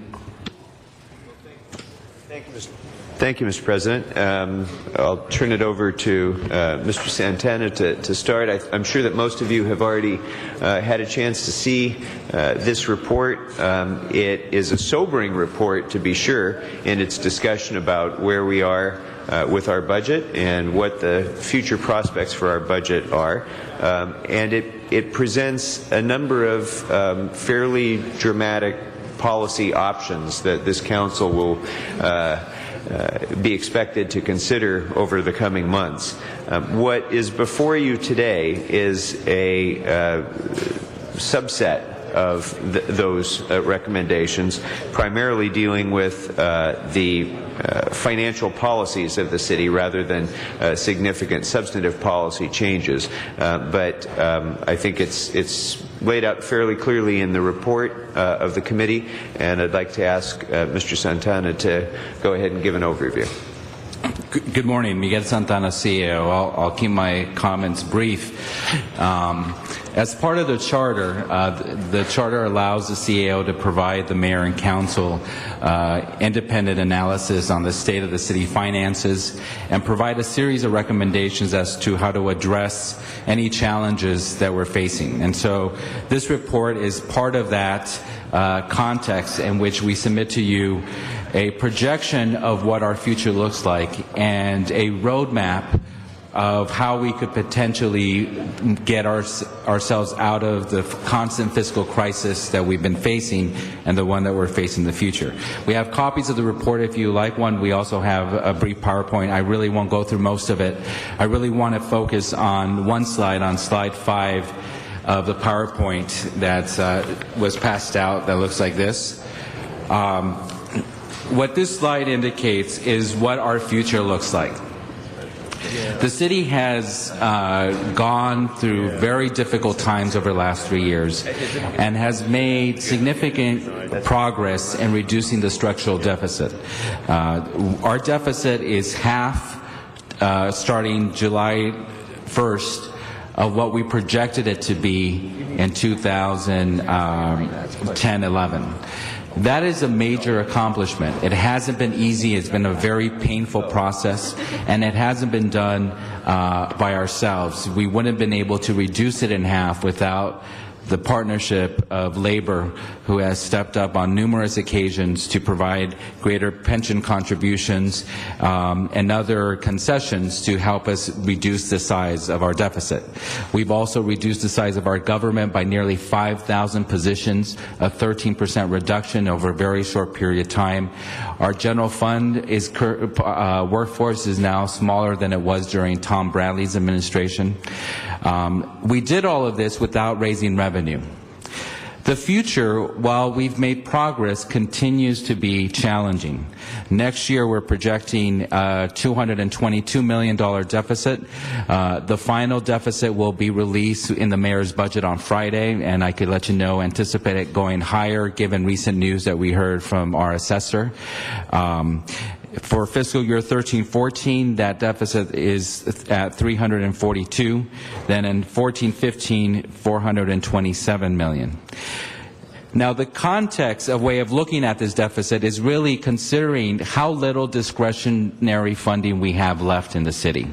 After you take away all of our responsibilities, things that we have to pay for, and public safety, which continues to be your #1 priority, and core services that are general fund dollars that allow us to draw down other state and local matches, we really have about $400 million of discretionary funds left. So when you look at $400 million in a context of the deficit that we're facing, our challenge becomes very clear. There's ultimately two very basic solutions that we have. The first is reducing our expenditures, and the second is increasing our revenues. What creates the structural deficit is that our expenditures are growing in the four main areas, which is our employee compensation, our workers' comp, our health care, and our pension costs. Those four areas are growing by approximately 4.7% each year. Our revenue, given the recession and the modest recovery, is growing by a very anemic 2.3%. So as long as those two lines do not connect, year after year after year, we will be facing a structural deficit. And so each year we go after a similar list of initiatives to try to reduce that deficit. Renegotiate contracts, make further reductions, try to squeeze every penny out of the special funds, try to reprioritize the way we do certain work. But with each year, it becomes more and more challenging. And so what our proposal lays out are two main strategies on how we could strategically start reducing our expenditures in a controlled manner. But ultimately, what is needed to be able to eliminate the structural deficit for the future is new revenue. And we believe that we need at least $150 million of new revenue to ultimately get us to a point where we're in balance. Without that, we will be going year after year, month after month, week after week, trying to figure out how to maintain structure. Our report goes into further detail on 5 main strategies to get us there. The first becomes a very basic strategy, a responsible fiscal management. And what that looks like is basically having a healthy reserve fund. We have a policy of having a healthy reserve fund, and over the last 20 years, we've hit that policy one time. The reserve fund is what allows us to be competitive in the marketplace when we go out and issue bonds. It allows us to get competitive rates. It also signals to bond rating agencies and to investors that the city is in solid financial footing. We are about $20 million short of hitting that mark, and what's before you is a motion to reaffirm the city's commitment to maintain that as a policy. Ultimately, what you do in the budget will establish whether or not we hit it. But the policy is important, and the goal continues to be part of what we need to do. The second issue is we need to start preparing for the various dark clouds that we see out in the horizon, primarily represented through various lawsuits that we know are coming. And without preparation, we'll be forced in the middle of next fiscal year, the following fiscal year, to face enormous liabilities without any kind of cushion to maintain them. Even if we were to borrow our way out of it, okay, let's say we had a very large settlement, a judgment against the city, the annual payments for a judgment obligation bond is anywhere between $50 to $100 million, depending on the size of the ultimate judgment. The second area is continuing the difficult task of focusing on our core mission and evaluating the way we do everything in the city and trying to identify efficiencies within that. Some of that has happened already by the mere fact that we're significantly smaller, so departments have been forced to act in a smarter, more effective way. And the second area is by looking at consolidating core functions that are universals, like human resources management, which is an action that your council has taken. So we have to ensure the full implementation of that. Regardless of the size of the city, regardless whether we're in good times or bad times, there are certain functions that always will remain. Whether it's IT function or HR, those functions need to be strengthened even in the most challenging of times. The third area is engaging in partnerships so that we continue to provide a level of service in the community by sharing the risks with someone else. The best example that we have of that is what we've done out in the San Fernando Valley with the animal shelter, which is currently managed by a nonprofit foundation, Best Friends. It was a shelter, if you recall, that was closed due to our financial situation, and we've been able to turn over the keys to a nonprofit organization who now is adopting hundreds of animals who otherwise would have faced a very different kind of fate.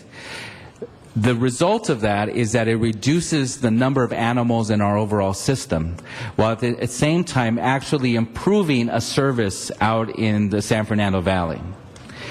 We had to pay the debt service on that shelter whether it was open or closed. And so this allows us to maintain that commitment to the community when they supported those bonds, but without having to draw upon the general fund. And there's other models we propose doing that. You've heard me speak about the LA Zoo, and that's something we continue to strongly support. Again, to share the risks with somebody else, a private foundation that's committed by contract to raise the money necessary to keep that zoo open.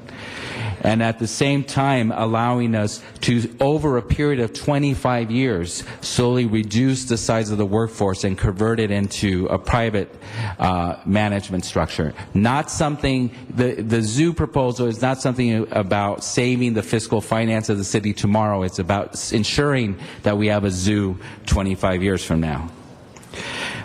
Then the fourth area is continuing our effort to maintain a sustainable workforce. And what that means is ensuring that the workforce that we have is a workforce that we could afford. Making sure that we provide our employees the kind of stability and assurances that they're entitled to receive as the employer. And certainly over the last 3 years, we have not been able to do that. We've have imposed furloughs. We've asked that contracts be reopened. We've changed the dynamics of the city and working environment almost on a monthly level, which creates great instability and demoralizes the people that work in the city of Los Angeles. Ultimately, we need to be in a place where we could provide level of stability. And to do so, we need to be able to ensure that we could pay for our pension costs. And that is why we're recommending a new pension tier for new employees. We need to pay for our healthcare costs, and why we're recommending that most employees start contributing a small portion towards premium, which is something that most city employees do not currently pay. And we need to continue working on addressing worker comp costs throughout the city. And the fifth pillar is revenue. How do you get $150 million in new revenue? Because we're in the state of California, we're obligated to go to the voters for any new revenue stream. This is something that is unfortunately unique to us. Our counterparts around the country don't necessarily have to face that kind of burden. And you've been very clear that before you ask the voters of Los Angeles to contribute more, that we're going to do everything within our side of the house to live within our means, and we have over the last 3 years. But given the projected deficits that we're facing, we think it's very difficult, and actually we think it's impossible to maintain the same level of service, particularly in public safety, which takes up 70% of our general fund discretionary dollars, without new revenue. The biggest risk to the city without new revenue is public safety. Your number one priority, the public's number one priority. And so we have two proposals for that. The first is doubling the documentary transfer tax. Currently is $4.50 for $1,000 of value of your property. It's a tax that you pay when you purchase a new property. Most people, when they pay it, it gets folded into the larger responsibility that they're taking on. And we believe by doubling it, we would still be lower than most major cities in Northern California. We would be among the highest in Southern California. But that alone would provide us $100 million of new revenue. And that revenue could go back to maintain the level of public safety that the community expects, which in turn helps property values. Nothing hurts property values more than an increase in crime.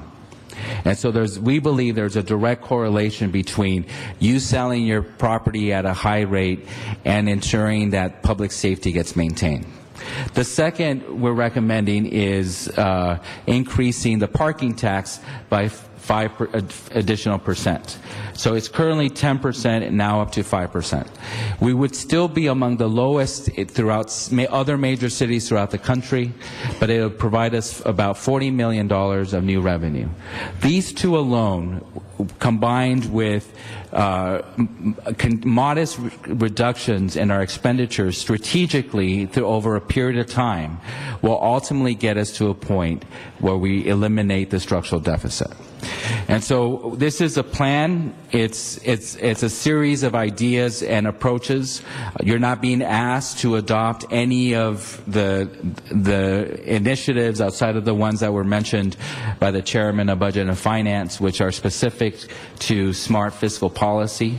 But we do encourage you certainly within the context of the budget and in the context of the year to refine this plan to ensure that the city has a strategic plan to ultimately get us to financial strength. Thank you. I'll be happy to answer any questions. Mr. Krikorian, did you want to say something, or can I go straight to the other members? Mr. Cardenas.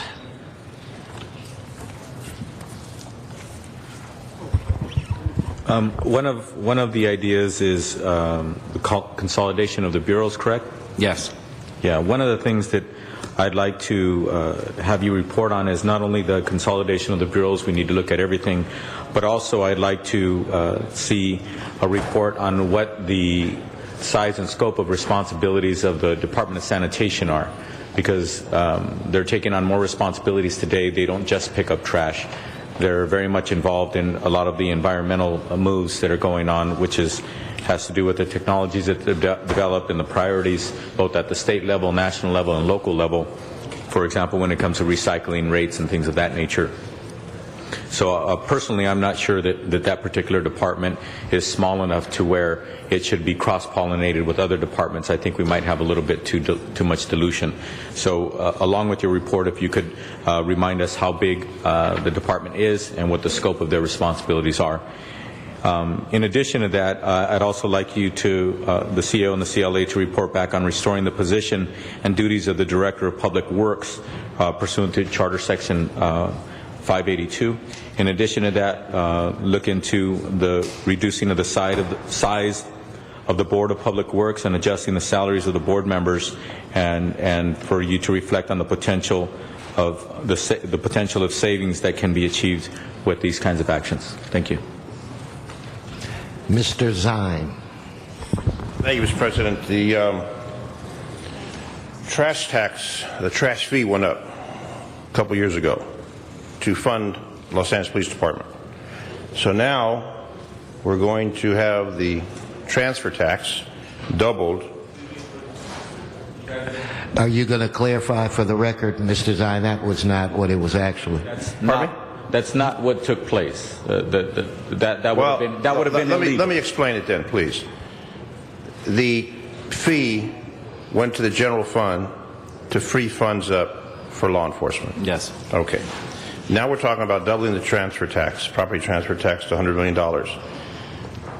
The dollars that went in for the trash fee to help generate additional dollars in the general fund, what happened with that? Because that was supposed to take care of something. It took care of maintaining the city balance. There's no doubt that without that additional, the freeing up of those dollars to the general fund, the structural deficit that we are projecting today would be much larger without those new funding sources, and our ability to maintain the level of public safety as long as we have in the middle of this fiscal crisis would have been impossible. So there was some benefit.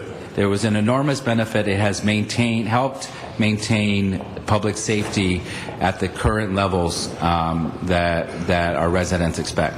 And my other question is on the parking tax, to increase the parking tax. We're not collecting the parking tax dollars now. We know that conservatively there's $23 million that hasn't been collected. How do we increase something without collecting what's already owed us? That's a huge problem that seems to go unresolved. Do you have any recommendation for that? We do collect the majority of the parking tax. And you are correct that we can do a better job in collecting the rest. And there's a number of proposals. I think some of them are before your committee by the core group to strengthen our overall collections in the city. We are currently aggressively identifying a person to be the Inspector General of Revenue Collection to further help us. But that doesn't preclude the fact that compared to other major cities around the country, our parking tax is significantly less when you look at San Francisco, Chicago, New York, and our counterpart cities in around the country. They're hovering over 20%, and we're still at 10%.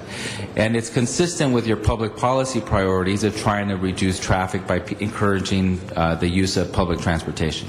Well, in San Francisco, they now have $5 an hour parking fee at meters when they have events.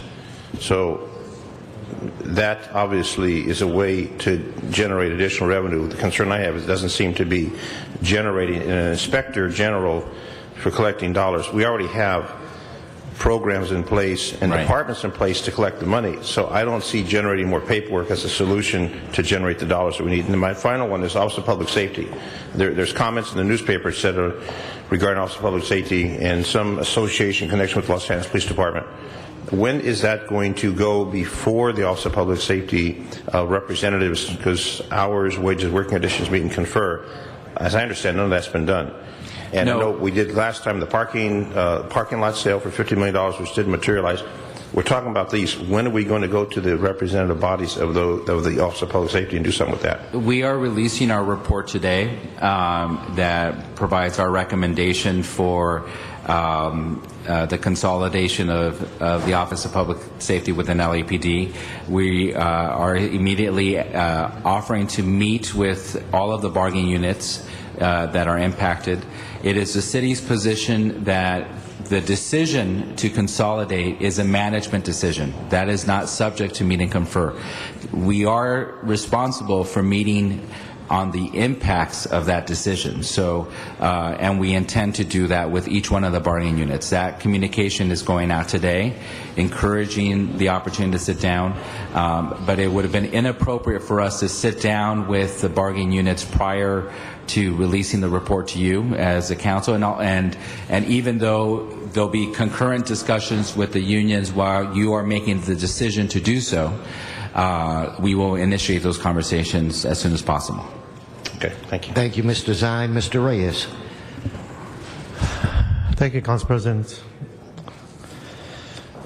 On page 24 in the report, there's reference to our municipal facilities and improved asset management, and we've had this conversation for almost a year or so, maybe 2 years. I want to thank the CLA and your office for putting this process in place when we talk about soliciting to hire one or more firms to review and make recommendations to improve the city's asset management and function. But my question in that regard, and I just want to make sure it's for the record, is when we talk about asset management and function, are we including our capacity to build value on our properties? Some of our properties are zoned, I believe, in a way that it's no longer fitting local neighborhoods. We're stuck in some places back to the 1940s when things have changed so much in our city. And so our ability to envision these city properties in a different light, are we including that dynamic when you, and let me give an example. Transfer Floria ratios, the TFARs, have an incredible value in the market. When you look at understanding the juxtaposition between these properties and their location, which is the cardinal rule in real estate, are we being wise about our current use? Of course, every council member has to assess if it fits their particular role and vision with their community, but we have that opportunity there if we choose to see it in a certain light. Are we going to factor that process in, or is it going to be more mainstream, traditional, asset function management? That's my question. Well, it's good that you raised that, because this morning the CLA and I released a report on a new economic development structure that calls for a new approach in light of the dissolution of the CRA. And the centerpiece of that strategy is to use the city's assets as vehicles for economic development, consistent with I know the various efforts that you've had over the years. And so we are recommending establishment of a nonprofit organization whose sole purpose would be to establish a citywide, help us establish a citywide economic development plan, but using the assets that we currently own as one of the principal tools to getting there. So we're in complete agreement with the different efforts that you've had and the call for that. And in fact, this report, you probably haven't had a chance to read it since we just released it, discusses that at length. And just for food for thought, when we look at the river master plan, there is a improvement overlay, a river improvement overlay, a RIO, that is literally starts from the shores of the river out 1 mile, and it travels through at least 6 council districts. If we chose to look at our respective districts within that mile, and if we were to assess how much property we control, or government in general, the county controls land, state controls land, the federal government controls land, it's dormant. These opportunities, again, for revitalization and for economic development. So I just want to share that with my colleagues, and that we literally have those opportunities out there if the will and desire is to assess these potential opportunities in the light of generating economic development, jobs, and revenue for the city. That's right. So thank you. Mr. Correct.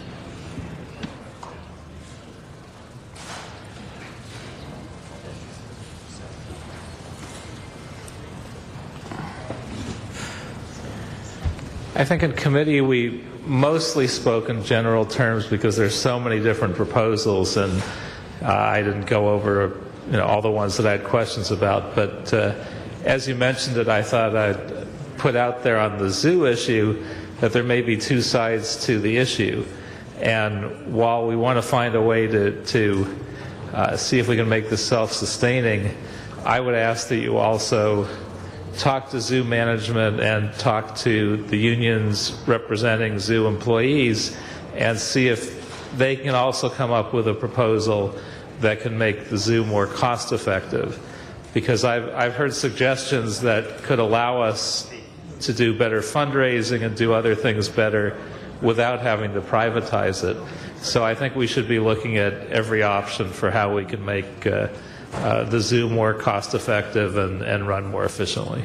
And we have been doing that, in fact, meeting aggressively with the working group that your council requested that we establish. That includes, obviously, labor. Okay. Mr. Parks. Thank you very much.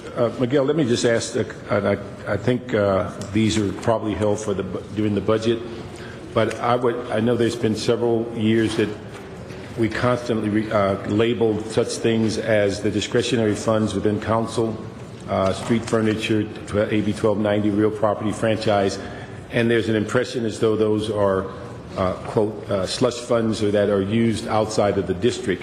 And one of the things I think that's important that if we go back 8 or 9 years ago, when council officers did not have this level of discretionary funds, everything was done by motions asking you and the CLA to find them money to do some of the most menial things in their district.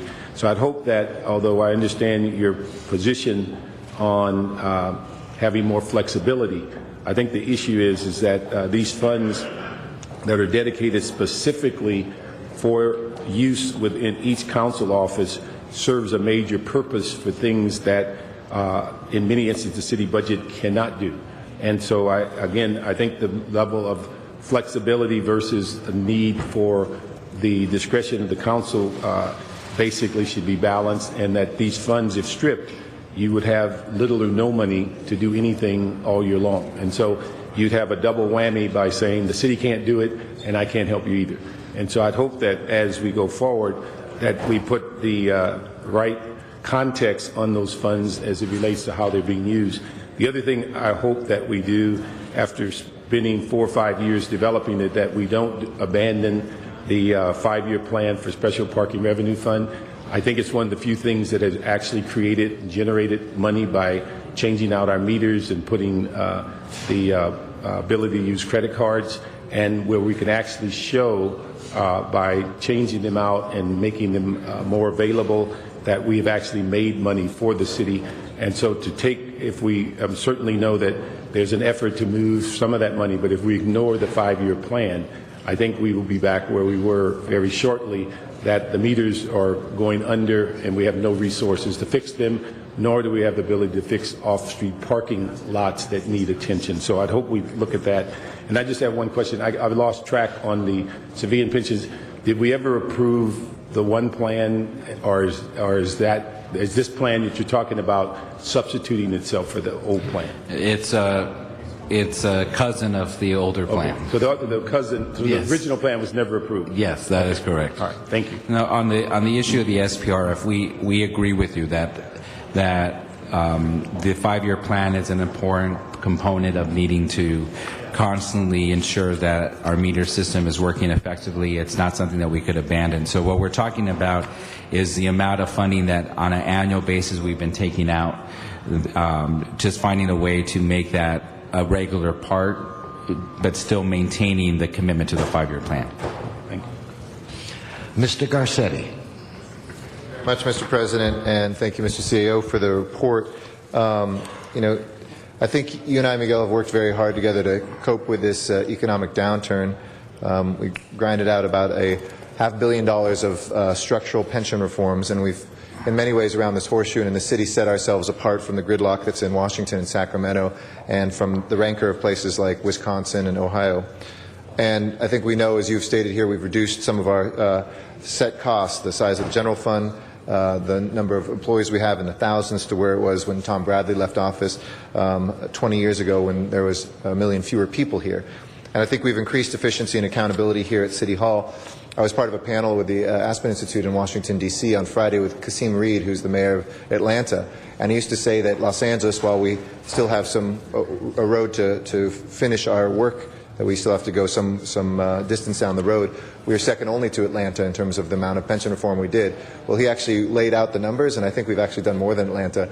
He was saying in New Jersey, Governor Christie gets a lot of credit for going from 5.5% to 7.5% over a 7-year period.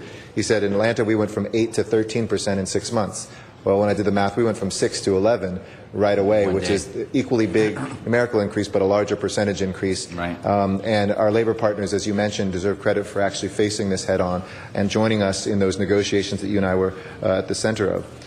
This report heavily favors cuts to core services, potential tax increases, and I don't disagree that we have to maximize efficiency and have a real discussion about taxes and revenues. But missing from the report, which is not a criticism of you, it's not the sort of report that CAO would put forward, but something for all of us to look at, is how we add revenues to the budget, not just through taxes, but actually through the growth in our economy. It's not something that we can budget around, but it seems to be a discussion of what our future is. Absent of that is a discussion that's incomplete. Growing the economy here must be a primary focus of what we look at, because it's the economic downturn that first put us into this fiscal tailspin, and one that will only be accelerated if our response is restricted to not looking at what the causes of losing jobs and a downturn in our economy are. It will mean that we have to, when we do that, we'll have more money for our core services, and we have advantages that I think other cities don't, that are in our favor. Our geographic position, being the eastern capital of the Pacific Rim, the northern capital of Latin America, etc. It is wide open, and it's time for us colleagues to stake our claim to that.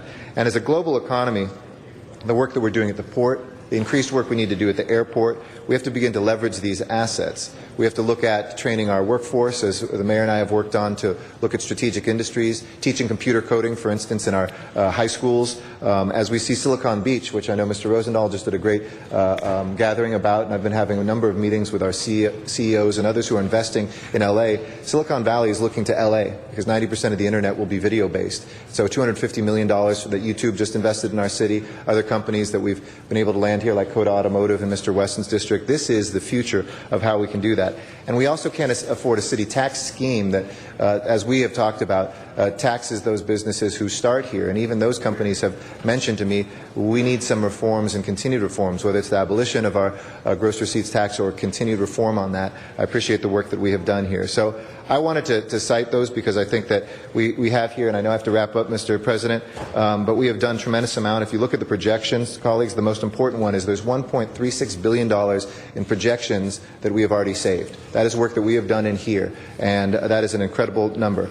But if we're maybe 70% of the way, this last 30% will probably feel as painful as that first 70%. But we have to stay the path, but increase that conversation, not just to be about the cuts, but how we truly grow our economy in the future.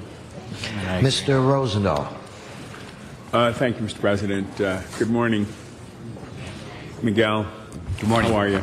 I'm just fine, thank you. Let's go real quickly. We did it in budget yesterday on page 40, where you have 4 and 5. 4 was evaluate various options and best practices for provisions of emergency medical transport.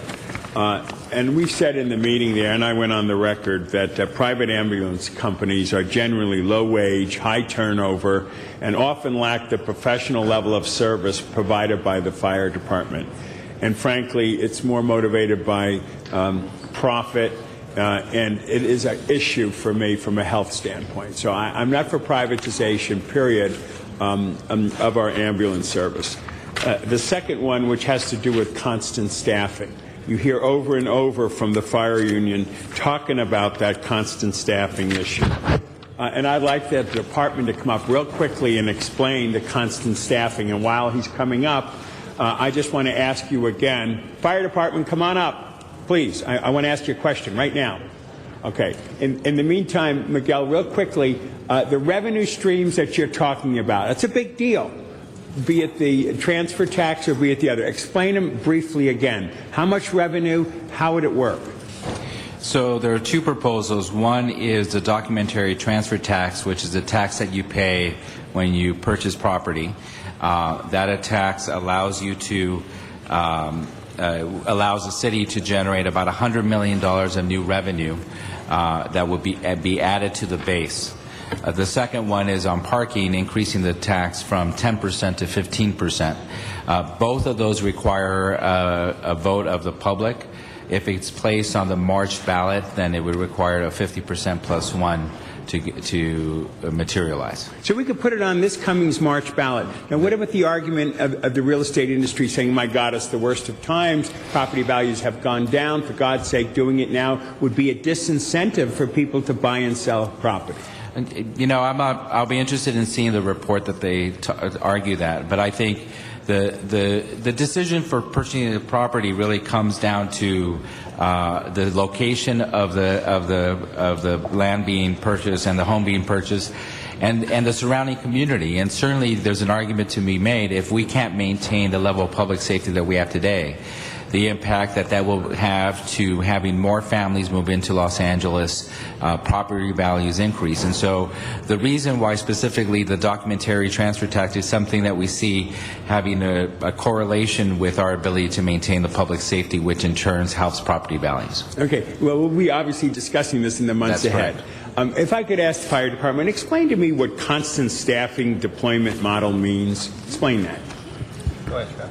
Trevor Richmond, Planning Section Commander. Constant staffing, council member, is a staffing model that we use in the fire department. For example, if a firefighter calls in sick or is off for any particular reason, we're required to fill behind that position. So we maintain minimum staffing of 2 in, 2 out, CalOSHA standards that were mandated by the state to follow. That's our business model, and we've proven that that's been successful for us in the past. Okay, 2 comments I want to make and get your reaction to. From what I understand, the constant staffing model is a huge driver of overtime costs, but the only alternative to constant staffing is to shut down fire companies and medical resources or entire fire stations. Is that true? That would be a correct statement.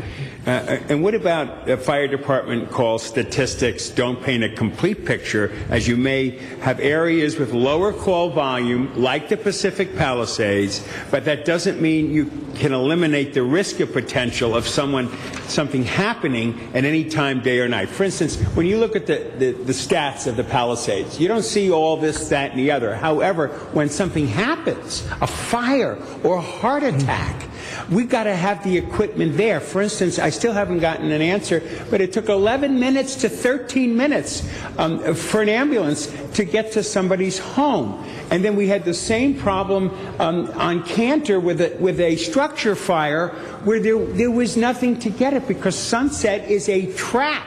And the 405 is a disaster, and the PCH is a disaster. So how do you give comfort to the Palisades where it's the matter of getting there and getting out of there that is a big concern? And Bill, you're going to have to press your button again. I got to get that out there. Yeah, okay. Our answer, but then, Bill, I'm going to go to the next speaker. Thank you. Our resource deployment, council member, is a fluid business model. In other words, as we start to see gaps in coverage, we're leaning forward and we're moving resources into that area. We are in the business of managing risk.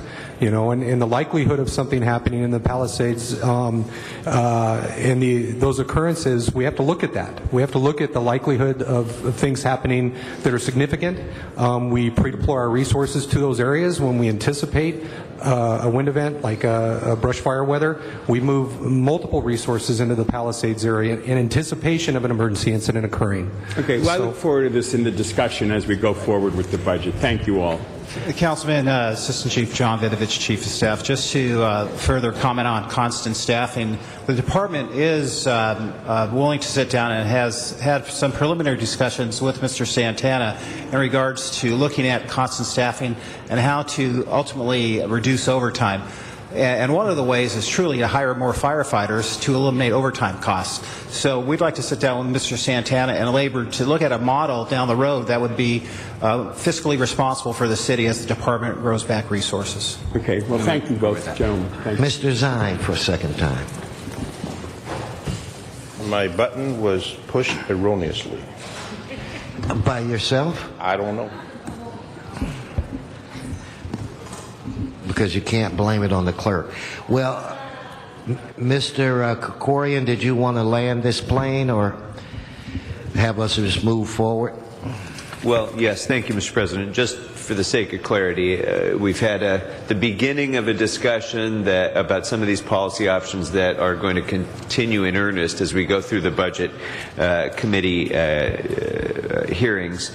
And today what's before you is simply the CAO's report with a number of recommendations that are contained herein regarding fiscal policies.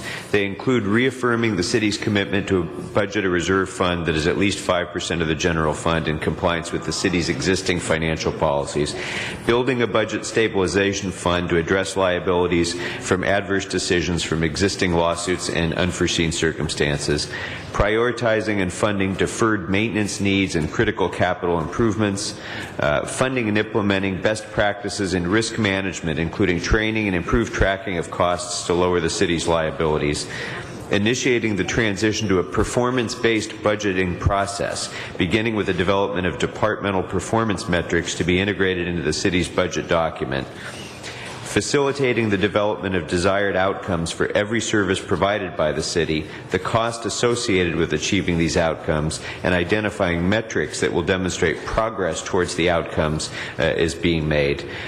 Directing all departments to develop a 5-year strategic plan that reestablishes the mission and vision of the department, as well as goals and base-level service targets for their department. Holding general managers across all departments accountable for risk management liabilities from failed management decisions and repeated mistakes.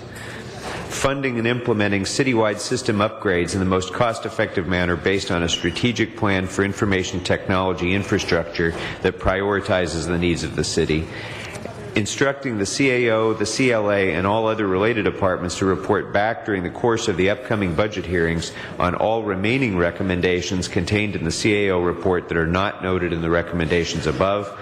instructing the CAO to report back relative to factors impacting bond ratings, including reserve fund balances and quantifying the costs due to a potential downgrade in bond rating, and including a comparison of the reserve fund balances of other cities. And finally, instructing the Department of General Services to report back with a complete inventory of the city's assets. That's what's before us today, and I respectfully ask for your aye vote. Okay, and to Mr. Santana, thank you. I hope we're getting you out of here early enough to make your next meeting. So with that said, if we could open the roll, close the roll, and tabulate the vote. 14 ayes. Okay, next, Mr. Englander, do you want to move forward with your items? Yes, we're going to bring all the items together on the fire department if we could. So why don't you identify which items those are? Yes. We've got here. Find my cheat sheet. Mr. President, I believe those are items 10 through 14. It's okay, items 10 through 14. Yes, 10, 11, 12, 13, and 14. If we can have all the members of the fire department and the chief to step up. Colleagues, we had a 3.5-hour public safety special meeting on the fire department. There's certainly been a lot of media and attention and press on this. I would like to yield my time to the chief since he's here to respond and let us know and inform us on all the things that have been going on as they relate to items 10 through 14, particularly on the response times and the data and what's been going on with getting some accurate numbers, and if you can bring us up to speed on all of those things, that'd be great. And thank you for coming, Chief. Truly appreciate it. I know you had just left a fire commission meeting as well, so we appreciate your time. Thank you very much, Councilman. Mr. President, members of the City Council, thank you very much for this opportunity to explain to you exactly where we've been with this response time issue and to make sure that we have some clarity with regards to the numbers and how they're presented as we gave you the deployment plan that you currently have. I've come to realize in making and speaking both with the community and with the Fire Commission that I did not do a good enough job in explaining the difference in the numbers that we were using, both the projections in presenting the plan and then the actual numbers. So I want to make sure that I clear that up as we move forward.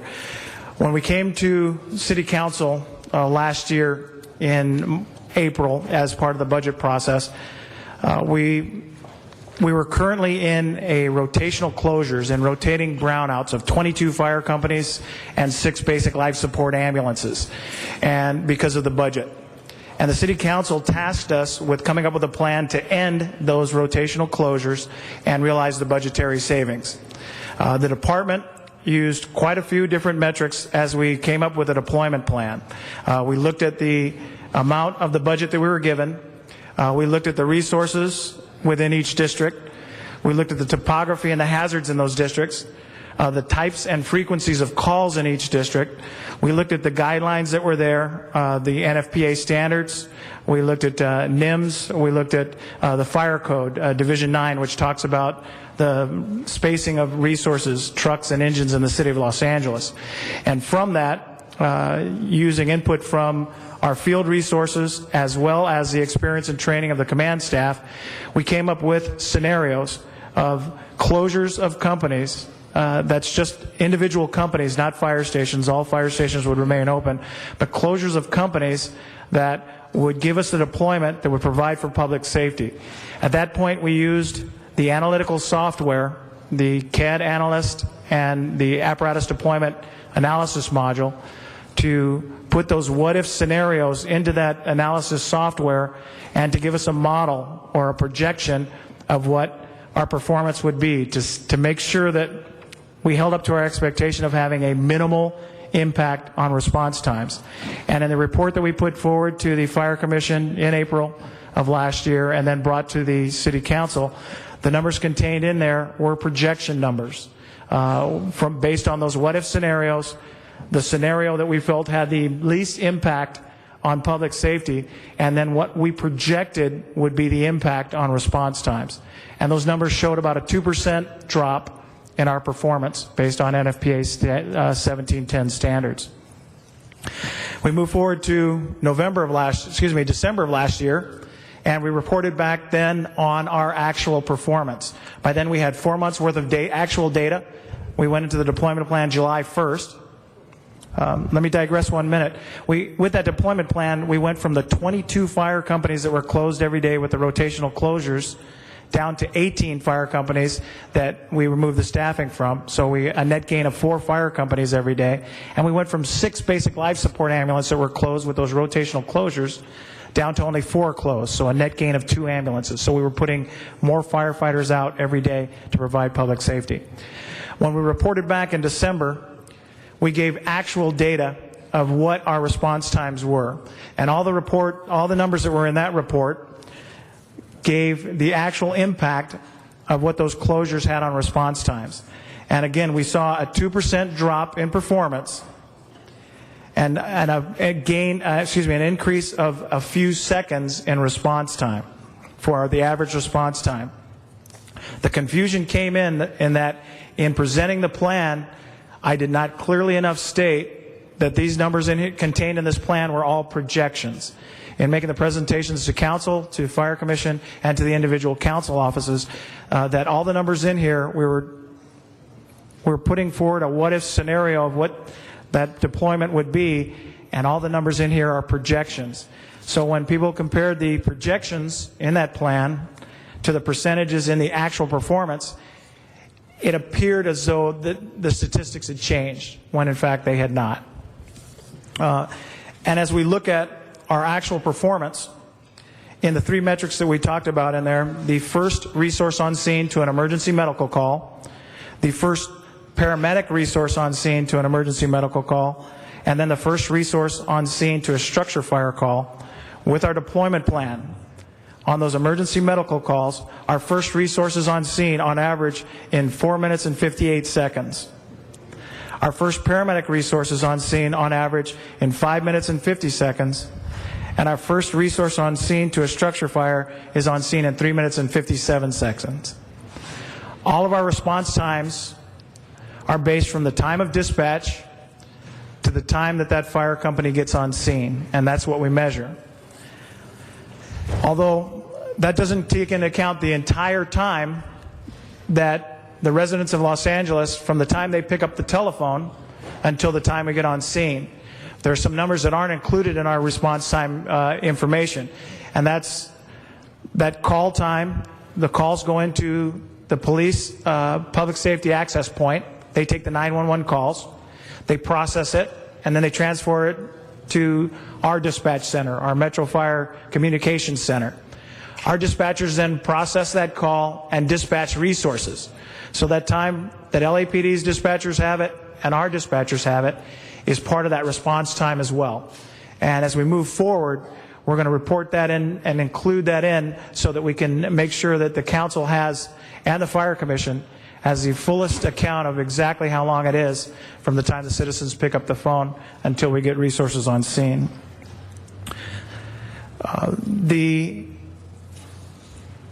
In addressing the concern about the accuracy of our numbers for response times,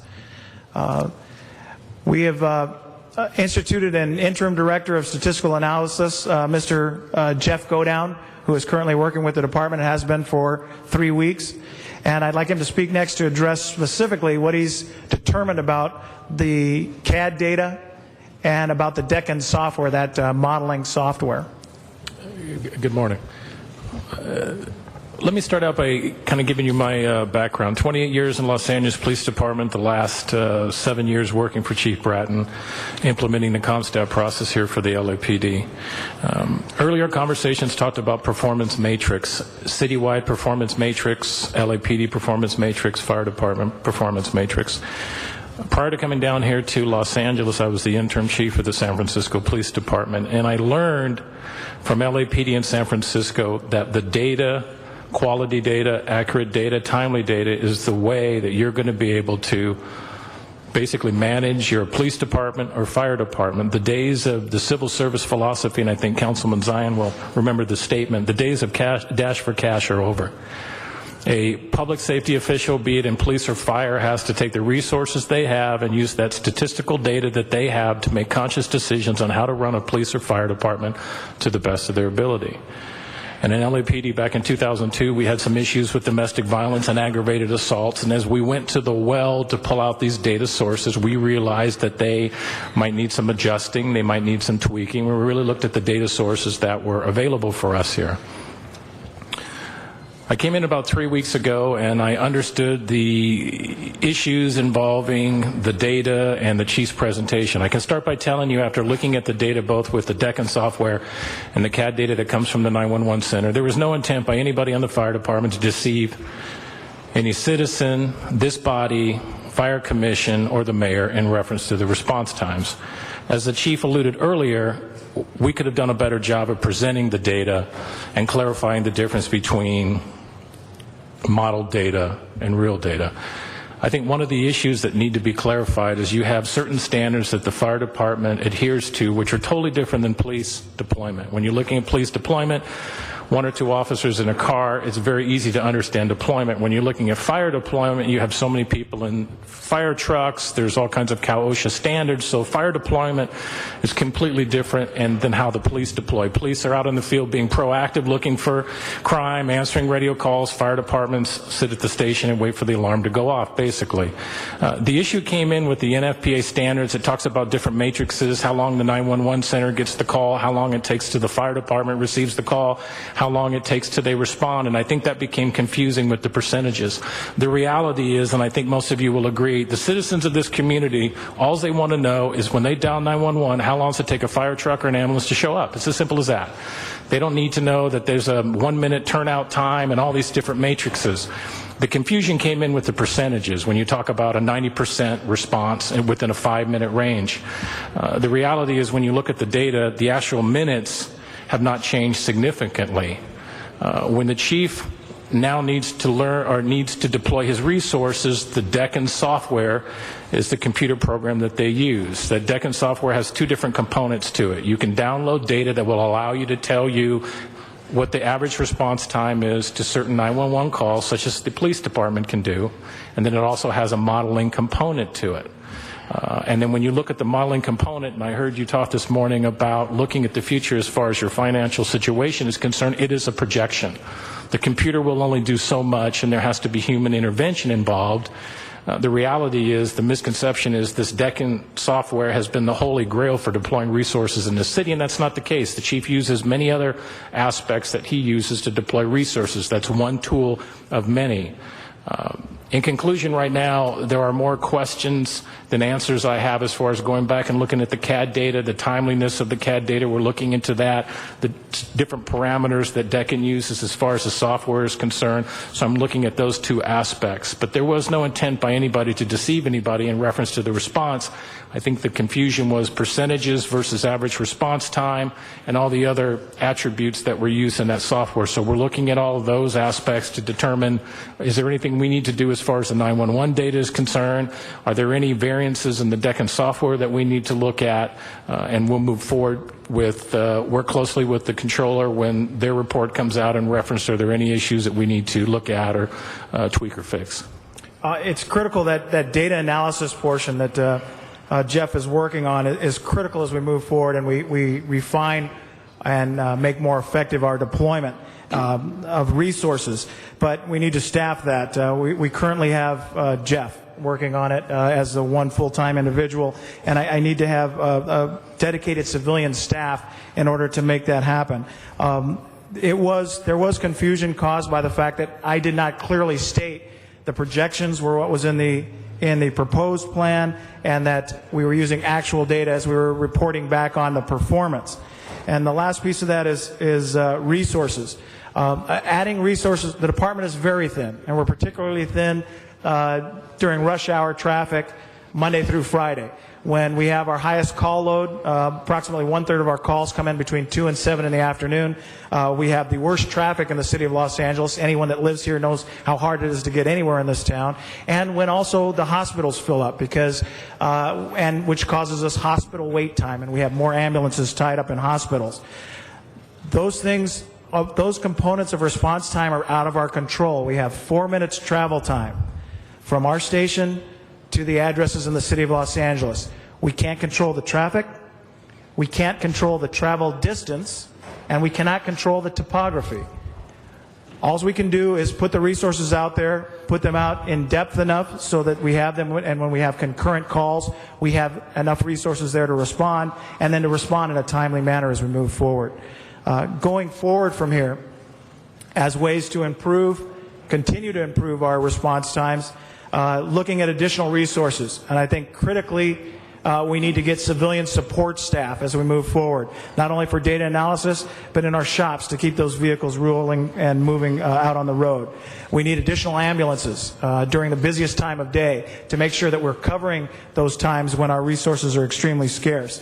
We need to fund the AVL system so that we can use GPS and the latest technology so we can dispatch the truly closest resource, again, to cut down those response times. Analyze the data and find out why our resources are tied up. How do we cut down that hospital wait time? What other factors are there that's affecting company availability so that we can be both fiscally responsible as we grow the department and we can respond to the needs of the city of Los Angeles. That concludes my presentation. Chief, let me add something. When we had a discussion earlier about performance data as far as the city is concerned, performance management, ComStat, FireStat, whatever you want to call it, is not an expensive computer system. It's using the existing data that you have to get out in front of problems that are going to occur. And I will tell you, when I first came down to Los Angeles and had not been here for 3 years, one of the interesting things I heard on the news was the controller's report about you're missing some fuel. I can guarantee you if there had been a performance management process in place, every 30 days looking at fuel consumption, we wouldn't race to try to fix the problem now. And historically what happens, and it happened in San Francisco, is that we don't want to spend money, we don't want to spend resources, but the money and the resources that you spend today are going to save you a lot of money in the future when you look at those aspects of everything involved. Councilman Rosenthal, I'm going to quote you. Many years ago, I was at a public meeting in West LA, and you made this comment, and I still remember to this day, and I took it with me everywhere I went. Bratton was there, and we were looking at reducing resources, and you made a comment, and when I went to San Francisco as the intern chief, I remember this, and every single day I remember what you said. And you said to your constituents, a lot of you don't use the pools, you don't use the libraries, and you don't use the parks. And all it matters is public safety. The reality is there are people in the city that depend on those pools and parks and libraries, meaning everybody has to take their share of the blunt of fiscal responsibility. And the reality is the chief is doing the best job he can. He is not they're not very proficient at using data management. This was their first cut at it, and we're going to give them another try, and I think they'll be better at it. But the reason why LAPD has been successful is we've been doing it for many years. We had growing pains, we stumbled for a long time, and it's not a computer system that's expensive. It's taking the existing data that you have in the data systems throughout the city, putting them in a usable format, and reporting on issues and discussing issues on a regular basis. And the issue that you brought up about other entities in this city becomes important when it comes to police and fire, because you have to be very strategic in how you deploy those resources, and you've got to make sure that the data is accurate and timely. Thank you. Thank you, Chief. Thank you. We do have, do you have closing comments? Yeah. Okay. If we can just make it short, we have quite a few folks in the queue. I'll make it short, and we do have several motions up as well. And I haven't made opening comments. I just turned it over to the Chief. But I'm sorry. I apologize. But please go ahead. That's all right. Thank you very much. My apologies. First, I wanted to thank you and not blame you, which I think there's been a lot of that going on. We've got to look at solutions and moving forward. Public safety is, by far, the most important, critical thing that we do as a city of Los Angeles. So with whatever numbers we had, I stand by my comment earlier that when I said, after hearing all this information, I'm more confused than ever. But the truth is we're now getting the information. The information has now been submitted. From my understanding, the Controller's Office, those numbers are still being submitted. I've had recent conversations with the Controller as well. They've moved this up to the top priority of all their audits, and they're looking and working closely with the department to get the real numbers. I think it's important to have those numbers going into the budget process. We get the mayor's budget on Friday so we can make informed decisions. But also important is the culture change. And I think you stepped on this a little bit and highlighted the idea of what we went through and the pains and the growing pains with LAPD and CompStat. But what we're at today and what we're utilizing with CompStat, not just numbers on a sheet or in a database, but bringing people together, changing that culture, getting a dialogue between the rank and file and the command staff, getting people to talk regularly about proactive measures, looking at not just incident reports and responses, but equipment needs and personnel needs and moving resources around to be fluid, which was the idea of the ADAM system as well, but bringing all that together holistically, which is critically important. So I appreciate your support on that. In fact, I put that motion in far before we knew that the numbers had some fuzzy math and we weren't exactly sure what we were dealing with. And so I think the time is ripe for that. So I ask for my colleagues' support on that. It's item 10, but also moving forward and looking at 11 and 12, we've got 10, 11, 12, 13, and 14, those motions that are before us. 11 and 12, if we have the CAO here with some numbers, one of the things that, and I would ask that we join 11 and 12 together. They were both very similar in Ms. Perry and Mr. Garcetti's motions in asking for a third-party analysis of the response times and the statistics. If we can ask the CAO if they've had the time to look at the idea of some of the costs, or the CLA rather, I'm sorry, the CLA, some of the costs, the idea of how much money it would cost the city. We just got, and I'm thinking the CAO, we just had a presentation from the CAO on where we are with the budget. That we have no money, and any money that we do spend is money that we take out of the fire department. And I know the controller is very capable at looking at these statistics and numbers and doing audits as well. So I wanted to find out how much money does it look like it would cost us for a third-party evaluation. Councilman, pursuant to your request during committee, we did contact an existing consultant that we have in terms of a ballpark figure in the range of $100,000 to $175,000. Up to $175,000? Yes, sir. Okay, and would we have to, could we sole source that, or is it different than existing contracts where we'd have to actually go out to an RFP as well? We didn't look at the mechanism, but the existing contract we have does not include review of fire statistics. So in terms of a mechanism, we may have to do probably a short solicitation RFP process or a request for proposal to do that analysis. Okay. What I would ask then on 11 and 12, particularly since we just heard the budget issues and the timeliness of this, wanting to get the numbers right away in time for the budget, working with the controller, I have full faith in the auditors we have in-house as well. I think the controller's done a great job, quite frankly, in providing us good audits. The fuel audit was just mentioned. That was the most recent, but there's been many others. If we can look at working closely with the controller to get those numbers back, I would ask that we receive and file 11 and 12. We've gotten those numbers back. We ask that we get those numbers back. $175,000 is not what taxpayers should be spending money on right now. We need to get to the bottom of the problem so we can start looking at real solutions. On items 13, I ask that we yes vote, asking ITA and the fire department to come back with that full report and analysis on the technology and the comprehensive review. And then on item 14, the AVL, I believe that was presented to the Fire Commission as well, and ask for a yes vote to come up with a plan and cost to outfit all of the entire department and all of the rigs on that as well. So thank you very much. Okay, Mr. Garcetti. Thank you very much, Mr. President, and thank you for the presentation, and thank you for the work that's been done. I think I can agree that there was no intent to deceive here, and thank you for establishing that.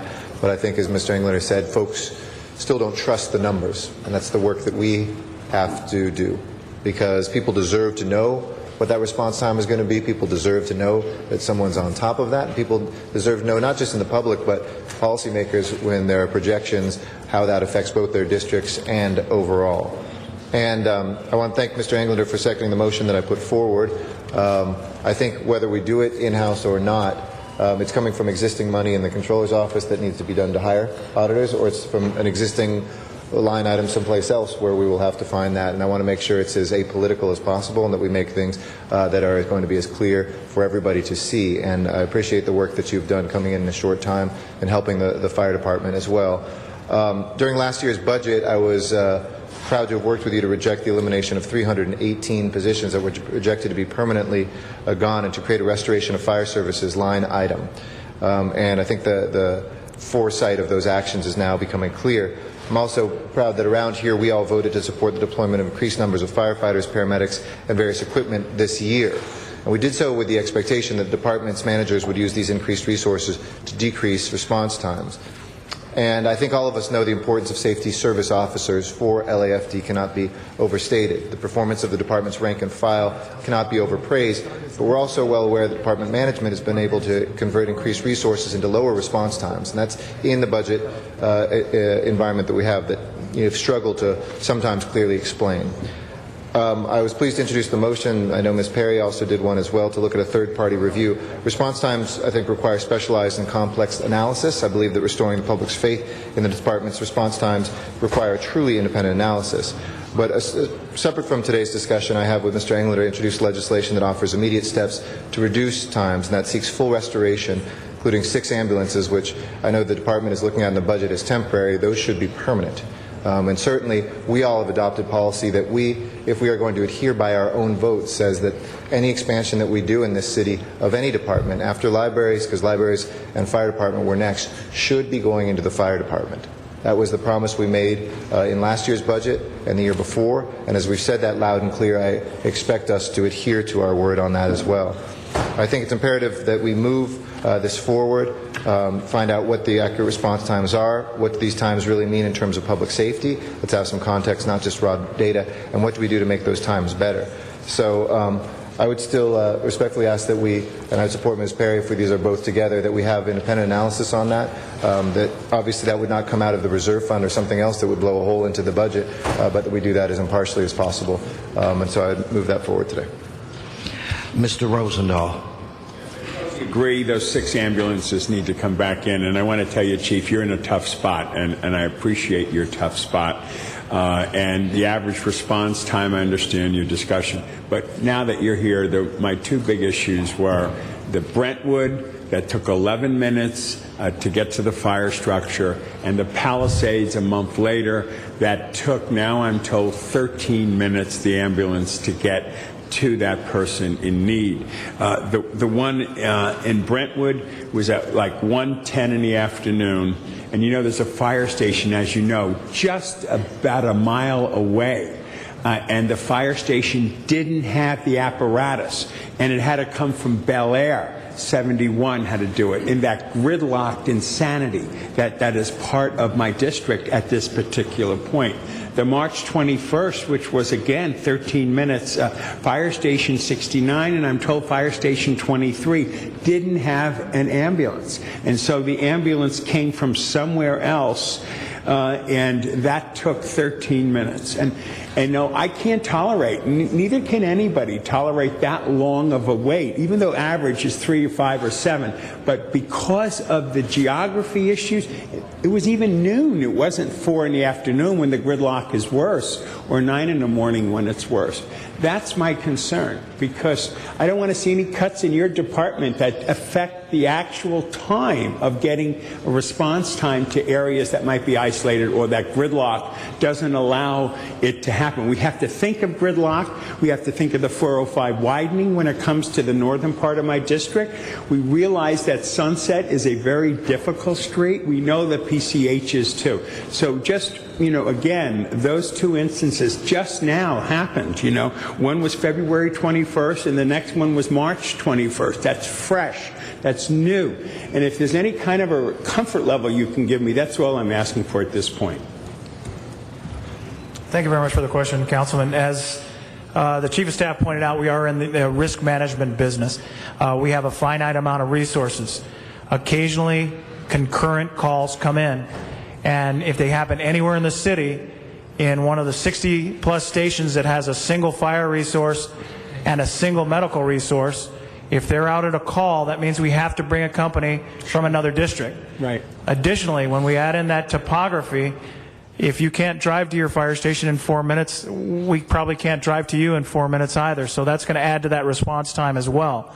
So those are concerns. What I can tell you is that we look at all that, and we model our deployment every day, and we manage our resources to minimize those concurrent calls and to make sure that we have resources that are available to respond in a timely manner. Sir, I don't think we could add enough resources to where I would never have a concurrent call. We'd have to double up everything at every fire station, and even then we would still have concurrent calls that would pull them out. But we do everything we can to manage it, to minimize it, and to make sure that we're getting to the citizens as quickly as we can and getting EMTs there. I appreciate that, Chief, but the remoteness of the location is the concern that I have. One took 11 minutes, the other one took 13 minutes. That's the facts, and that is because of the geography and the isolation. For instance, we don't have an engine company right now in the Palisades. They will never leave me alone until they get that engine company back because of the timing of getting there. Or Brentwood, Cantor, for God's sake, there's a station 19 right there, and that took 11 minutes. The other one took 13. I can't explain that to constituents, that kind of an issue, when it's their health and safety at stake. Yes, sir. And Fire Station 19 was out on a call at that particular incident, and again, 60-plus stations in the city of Los Angeles, if they get a call, we've got to bring somebody from another district. And 464 square miles is a large city. Yes, we do need more resources. Okay, and I appreciate that, and that gentleman there, when he commented on what I said up there, I mean it. All these aspects are important, and we have to juggle it and do it, but it's unacceptable to me to have an 11-minute or 13-minute on issues like that in the Palisades. We have to find a solution where, when they're isolated, it isn't like I got one down the street on a flat piece of land. You got to jump around and everything else just to get up there. We know the topography. You know the topography. So I will never be happy until the response time truly, in instances like that, gets within that time frame that you suggested should be in. So whatever in budget, when you send something that might impact like 11 minutes and 13 minutes, I just want to champion the need for resources to make sure it doesn't happen. That's all, as we go through this process. Madam Clerk, for clarification. Mr. President, Mr. Englander made a request for items 11 and 12 to be received and filed. However, Mr. Garcetti thereafter asked for items 11 and 12 to move forward. So a motion is required for Mr. Englander's request as well as Mr. Garcetti's request, and a second. Yes, no, we have more people in the queue, but we just wanted to get that clarified where related to. Speak on 11.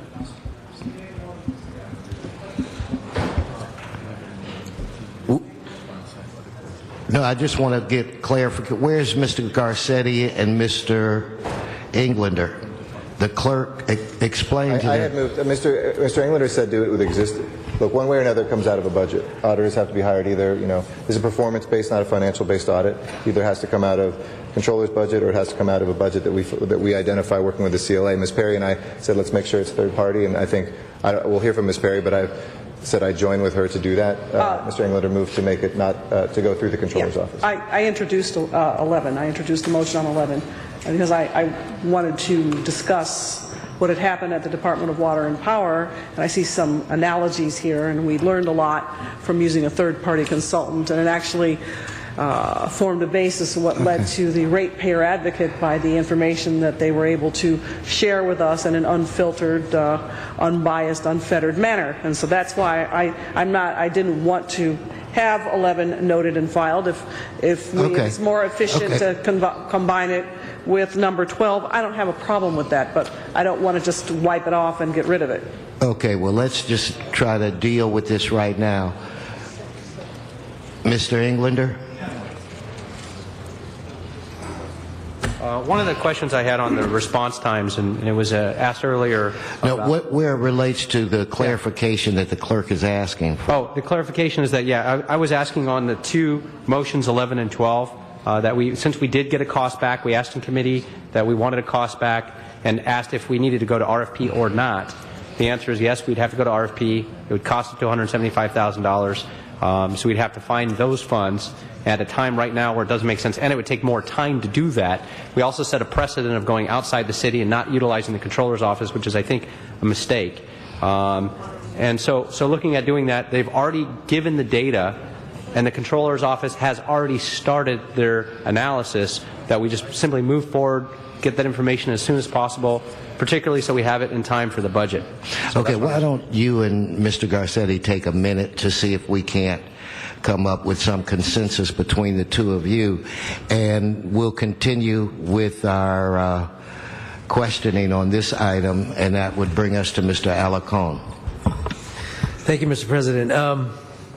Mr. Godwin,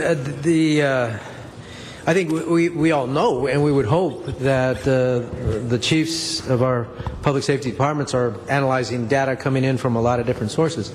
The problem with that assessment is that the council doesn't have that advantage.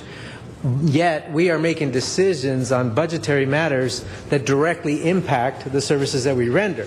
So to be limited to a postulation of what is going to occur to be considered, I think, is unfair to the council. Now, whether it was intentional, well, nobody's arguing that it was intentional, but the problem is the decision was made to cut fire department resources by 17% last year based on a postulation.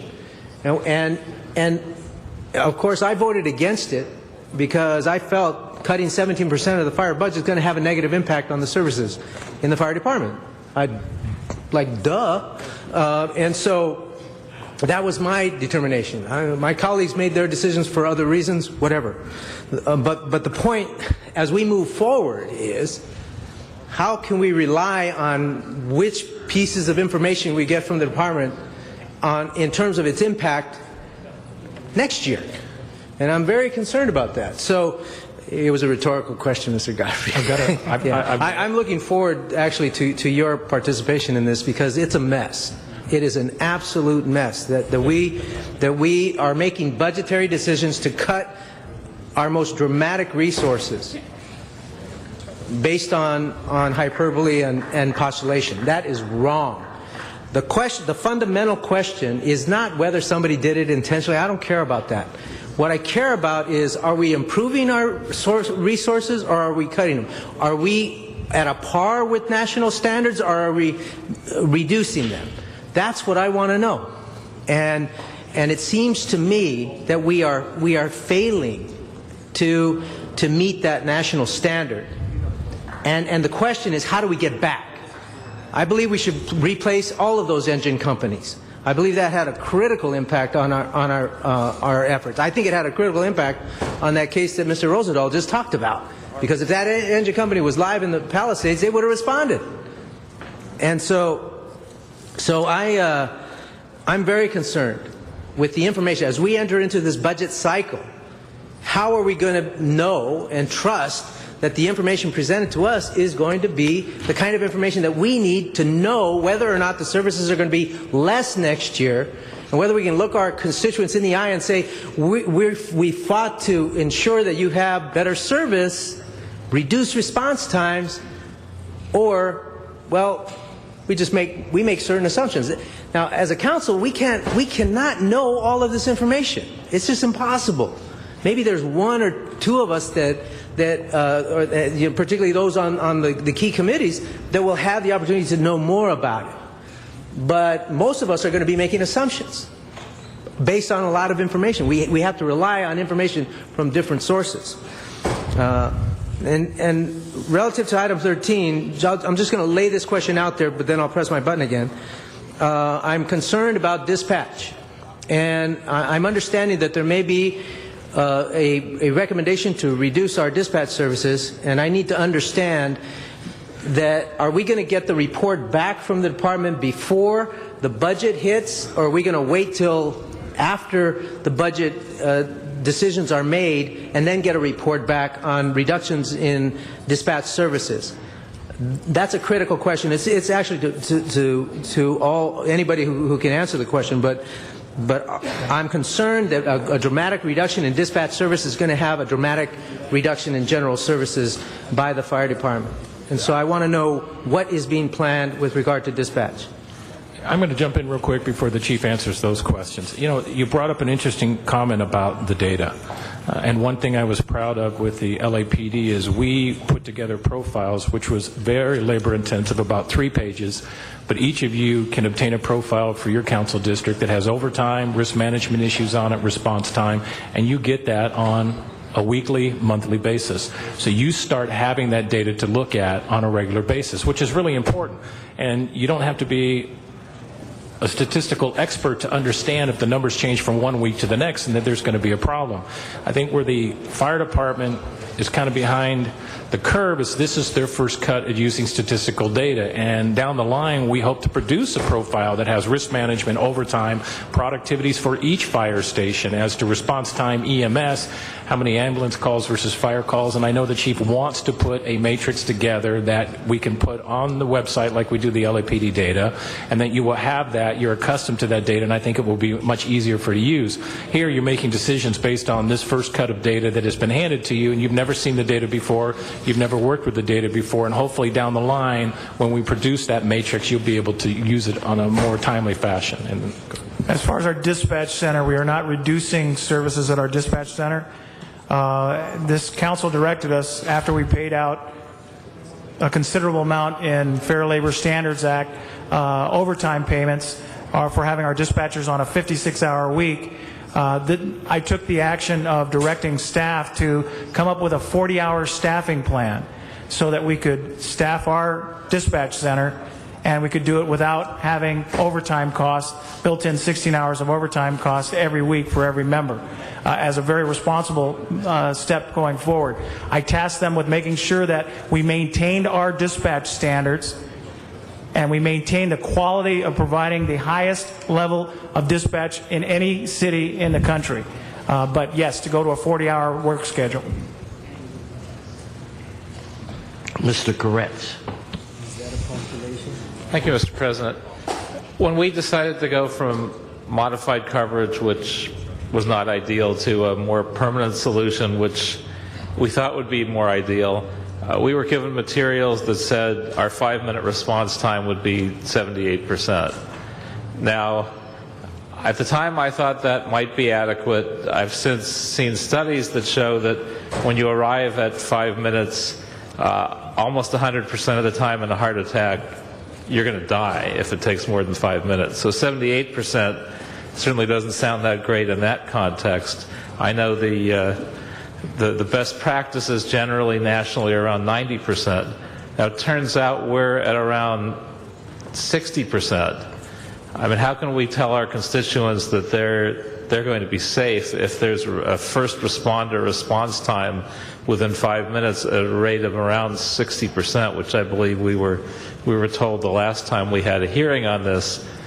And what can we do to restore a response time that seems more responsible?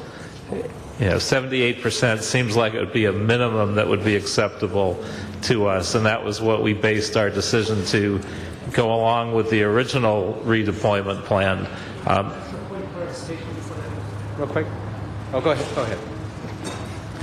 So, do we know what it will cost to get there? Do we have a plan for implementing changes that will get there in the coming budget? What's your general perspective on the issue of getting a first response within 5 minutes? Thank you for the question, Councilman. What we put forward for this fiscal year is a plan to start working on those response times right away, and that was a request of the resources that we asked for. 6 variably staffed ambulances. We spoke about critical civilian support staff. The data analysis piece is going to be huge in making sure that we can find out exactly where the issues are and can deploy resources most effectively. The AVL piece will help as well. And when we get to a place where we can dispatch the closest resource, it will bring down response times. And we're looking hard at that hospital wait time issue and finding some way where we can increase availability. You asked how 78% is the number that you threw about getting, and we are currently at about 60% for all EMS calls. When we look back at our fully deployed stance, we were at about 63% that were hitting it. And that was approximately $89 million ago. So that gives you an idea. We're limited by the things that we cannot control on that 4-minute travel time, and that's traffic, topography, and distance. When we say we're at 60%, that's when you look at major metropolitan fire departments in the United States, that's a very, very, very good number. We're always striving to do better. And I think those resources we asked for are going to help us start moving in that direction. Well, I have to say, though, if we think the best we could have done when we were fully funded was 63% on that score, and there's a lot of issues we obviously have to look at to jump it up, then I don't know why those materials said that we expected with the cuts, but with this deployment to be at 78%. And we had written materials with those numbers. How do we arrive at those numbers if it would be an impossibility to hit it? Exactly, and that was the confusion that I spoke about and us not making the point clear enough. But in the April report, March 28th report, where we gave those numbers, just above the table where they're listed, it says this table below shows the projected impacts of the plan on response times to EMS and structure fires. The Adams software generated this information. They're projected. We didn't have any data for what the deployment plan would actually be, so we had to use software and get projections. And that was the last thing that we used as we came up with that deployment plan. We used all those other factors I talked about earlier, and then we took those last what-if scenarios and put them into the software to project what would the impact be. And we saw that we'd have about a 2% impact on response times, and that's what we actually got. What would have been a better way to explain it, and I think Councilman Krikorian brought it up in public safety, was we could have gone back and tied in what the projection, looking back at the full deployment, was based against real numbers, and then made an assumption of what the projection for the deployment plan was based on real performance. That would have made it a lot clearer when we were stating exactly that there were projections. I mean, it just seems like an oddity when you tell us that fully staffed we'd still be in the mid-60s, and yet somehow you came up with a projection that was so far out of line. You should have been able to spot that even just by eyeballing it based on what we've since been told. Councilman, I want to add a couple things in what you talked about. One of the things that I talked to the chief about, and I think you need at this Mr. Koretz, you're going to have to push your button council, again. is that when you look at the projections or you look at the average response time, let's say you're supposed to hit the 90% mark, 5 minutes at 90%. Where we need to add some additional data for you to make your decisions is if you hit it at 70%, what happened to the other 20%? You might have 15 of that remainder 20 where you arrived at 5:13 or 5:15, and we need to move out the response time and just not stop it out at the percentage to give you some average response time so you can put context. One of the things that I talked to the chief about, and I know no one wants to hear this, but I'm going to say it because I don't work for the fire department. It's real simple. We don't need a computer to do this. I can take a stopwatch, go to the most furthest geographical area in this city that is serviced by a fire station, hit that stopwatch, and wait for the fire truck to see if it gets there within the 5-minute mark. And they're not going to make it. And the most perfect conditions, every home in the city is not going to get a fire truck there or an ambulance there within the 5-minute mark. You're going to need more fire stations to do that. So it becomes a balancing act to how you're going to handle that. But I think we can do a better job with the data, adding some more data points in it for you so we don't just stop at the 60% hitting the 5-minute mark. Where's the remainder of that 30%? Because it could be a matter of seconds after that 5-minute mark that you're also getting there. We need to break it down so you have more information to look at. And what Mr. Godown brought up is that to be within 4 minutes travel time of every point in the city of Los Angeles, we need an additional 89 fire stations, which it's not practical. So we have to look at other methods in order for us to bring down those response times. I think AVL is a big portion of that, and analyzing the data so that we can deploy based on the needs and the frequencies during the day. Mr. Zine. Thank you, Mr. President. Jeff, Chief. Sir, nice how are to you? hear you were up there with George Gascon Country. Management by crisis. I think what's happening is the department is now managing by crisis, one crisis after another. And when you're told you're going to cut $50 million from your budget, that becomes a crisis. And how are we going to adjust to make that happen and still provide the service? So when you talk about real time, the real time situation is an incident takes place. someone that notifies 911, whether landline or cell phone. Minutes pass on that. And then it goes to the station, and they jump on the rig, and then they respond.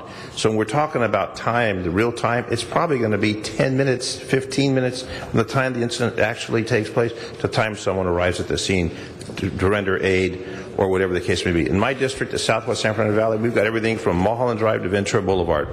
There's stations along Ventura Boulevard. There's nothing in my district along Mulholland Drive. So if something happens up at Mulholland Drive in the district of Woodland Hills or Tarzana, they're not going to get there in 5 minutes. It's going to take longer than that. We realize that. The narrow, curvy roads, etc. The issue of the audit that was done, that's being done by the controller, I have confidence that that audit will reflect whatever we want to reflect the true numbers. I trust that with the new inclusion that Jeff's bringing forward, with his experience in the police department and his experience managing the department, the San Francisco Police Department, I've got confidence that we have enough people in place to do that. I don't know why we have to spend $170-some thousand to go do another audit to audit the audit. It just doesn't seem reasonable. The bottom line is we need to provide the service to the people.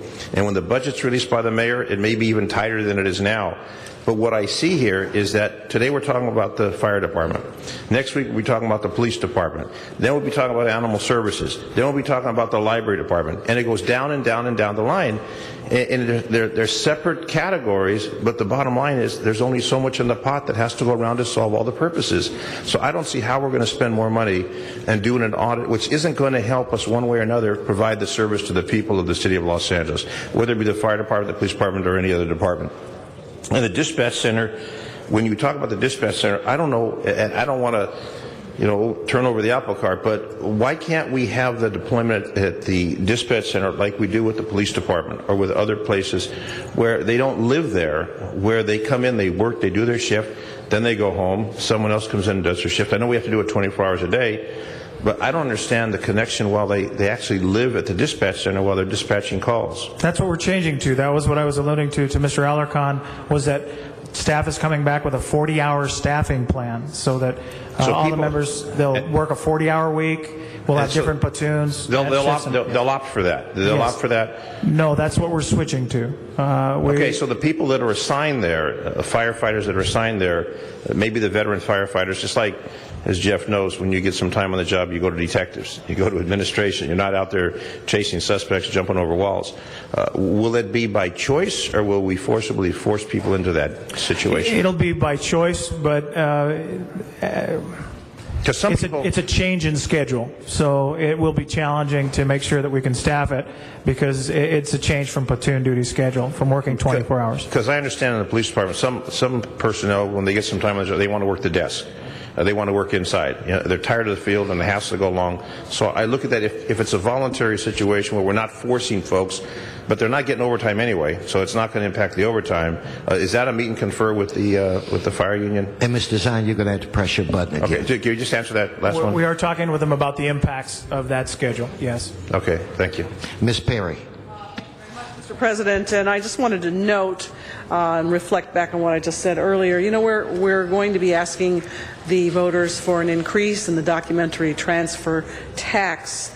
And one of the reasons that I think having third-party verification of the numbers, it doesn't pose a threat to anybody. If the numbers are good, having an independent review of those numbers adds to the credibility of those numbers. If there's a flaw in the logic or a flaw in the methodology, third-party review can bring those flaws forward, put them on the public record, and enable us to develop a methodology that works 100% and will only go to build the confidence that we need to be able to move forward if we do determine that we need to ask for an increase in this documentary transfer tax, to ask the voters to say, these are good numbers. I trust these numbers. They've been verified. And why wouldn't we want to do that? So when we get to that point procedurally, I think Mr. Garcetti and I will consolidate and then second those motions. Councilman Perry, can I add something to the outside audit? I can understand transparency, and I can understand why you want to do an audit, and I can understand that. I can understand that. The complexities of this audit will be as follows. When the controller takes the 2.4 million radio calls that they have, and they put it in a system and they look at it, they can look at completeness and they can look at different aspects. If your outside audit is going to take that and put it in some type of modeling component, the modeling component that the fire department uses is a robust system that was programmed, that took months to program, and they have to make sure, and I'm going to make sure, that it's duplicated exactly the way the existing program is, because if it's off by any component, the numbers are going to come back wrong. They're not going to be the same, and we have to make sure they do it exactly the same way. I'm very confident that the controller, I can tell you, and the chief will tell you, the controller has... My request is not any insult to your professional I'm not saying capacity or any disparagement of your proposed process. All I am suggesting is a process that we've invoked in other situations that I think will go a long way if we move forward on asking for tax increases with the voters of the city of Los Angeles. So I'm just asking for a sidebar methodology, nothing to interfere with what you propose, nothing to undermine what you propose, and not to diminish what you propose to do. All I'm asking for is a layer of oversight or review so that when we move forward on this, if we do move forward on it, that we have that to be able to present to the voters to say, these numbers are credible. No, and I don't see a downside to that. No, I don't either. I'm just saying it's not as simple as giving 2.4 million. No, I'm not making it simple. But I know. We haven't developed a methodology for that yet, okay? All I'm suggesting is that, again, this is no affront to what you are suggesting. This is an addition. This is a sidebar to what you are proposing. This does not overtake what you are proposing, and it doesn't diminish what you're proposing. It's just an added element to give credibility to a process externally to the public. That's all. Thanks. Mr. Buscaino. Thank you, Mr. President, and thank you for your report. And yes, that was a long public safety special meeting, Mr. Englander. And it was the following Monday that I had an opportunity to go to 38's in Wilmington and spend a few hours with the fine firefighters and Captain George Carbajal. And it really painted a picture for me. And we were able to capture that experience on our website. The fact that it was an experience that there was a structure fire in Pedro that took up a lot of companies, and at the same time we were caught up in a man down in Wilmington, and then next thing we know there weren't any resources available. How often does that happen in the city, Chief? We look at the concurrent calls around the city of Los Angeles, and there's numerous times each day when that happens. Areas like San Pedro, like the Palisades that are fairly isolated, our Metro Fire Communications, they monitor those areas, and when we get a structure fire call or a call that's pulling significant resources or numerous small calls, we start companies moving up right away. We start backfill companies moving in starting down that 110 corridor so they can get there, so they're ready in case we do have a concurrent call that comes up. You point out a really good thing, though, Councilman, is that our men and women out there in the sworn members are working very hard. They have fewer folks, 17% less, as Mr. Alarcon pointed out, and they're running on 3% more calls than when we were fully funded 3 years ago. So that's about 377,000 calls for service every year.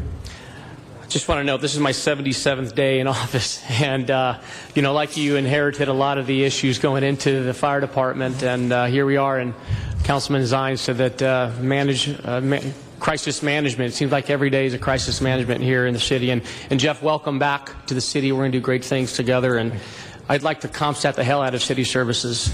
They do it in New York. I know we can do it here, but welcome back. I trust that with your guidance, it'll get us back on track. And I also want to thank Chief Vidovich on the numerous briefs that he has given me since my first day on deployment issues. I truly, like Mr. Zine, I believe that it's essential that we conduct a third-party review on response times, and I support and our city controller of leading that effort. Recently, I introduced a motion requesting the controller to use modeling software that is provided at no cost to the city using the International Association of Firefighters information. And they have the resources at their disposal that can assist us in performance management. In addition, we heard testimony in our Public Safety Committee that in order to get to that 5-minute response time, you indicated we needed to add 89 brand new stations, which obviously we can't even manage our own on what we have. And that's why item 13 calls for the ITA, the Information Technology Agency, to report on a comprehensive review of the technology issues leading to the dispatch issues.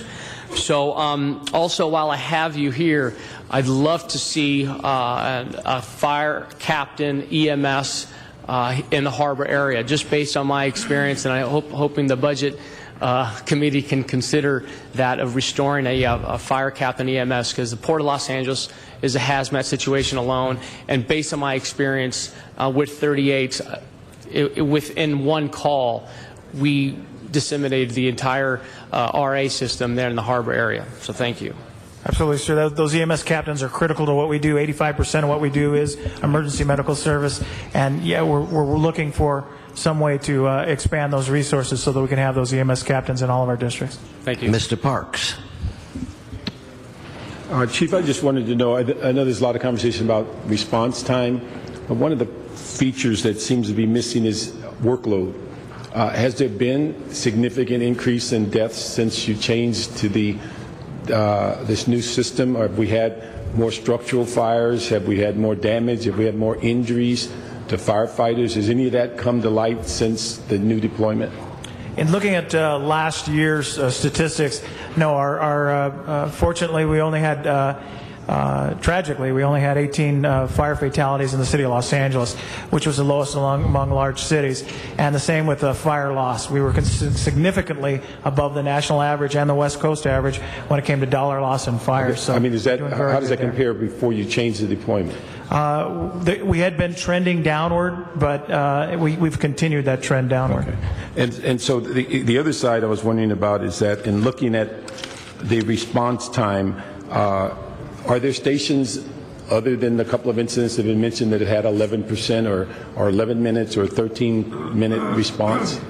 Absolutely. As stated earlier, we have concurrent calls that happen every day. And in any one of those 60-plus fire stations that has a single resource, if a second call comes in and we have to bring a company from a long distance from another district, then we have those extended response times. So yes, it happens throughout the city based on workload, based on the types of calls, and the size of each of our first in districts. But I understand, do we have stations that are in such overwhelming workload that they're in a constant task force mode of moving around, and where there are stations that actually respond maybe 2 or 3 stations away? Is that a normal occurrence? Absolutely. We have several fire stations where we have 2 fire companies and multiple rescue ambulances, and all of those resources are running 15-plus incidents a day. So they're constantly responding, and that requires, when they're all tied up, we're pulling more resources in from other districts, 1 or 2 districts over, to cover the calls because of the challenges of that frequency of call load.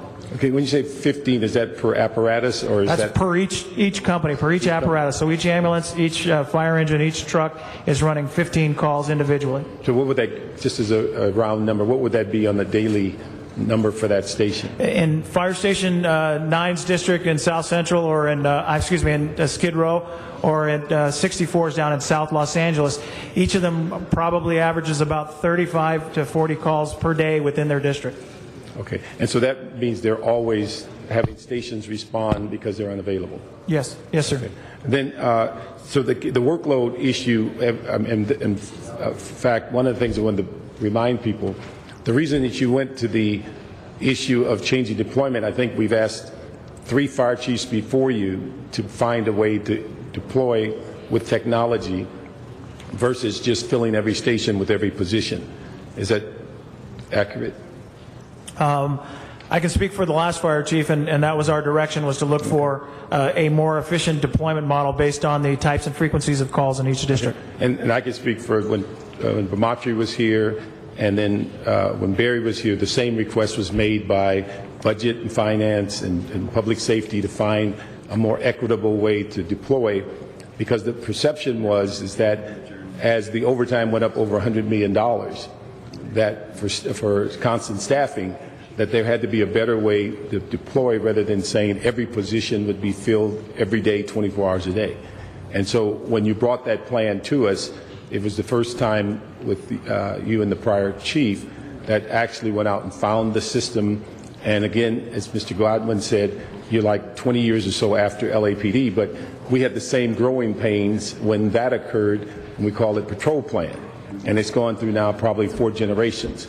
So the issue is that it's a matter of understanding the technology, but what's equally important to me is what the workload is as we talk about response time, because you can get there in 3 minutes, but yet if there is not the same workload, there's other parts of the city that requires more attention, more detail, you're going to have a different type of call and more time on the ground. Yes, sir. Okay. Thank you, Mr. Parks. Mr. Cardenas. Thank you. I forget how many days I've been on the council. I think it's probably about 3,190 plus days, but who's counting? Maybe we ought to do an audit.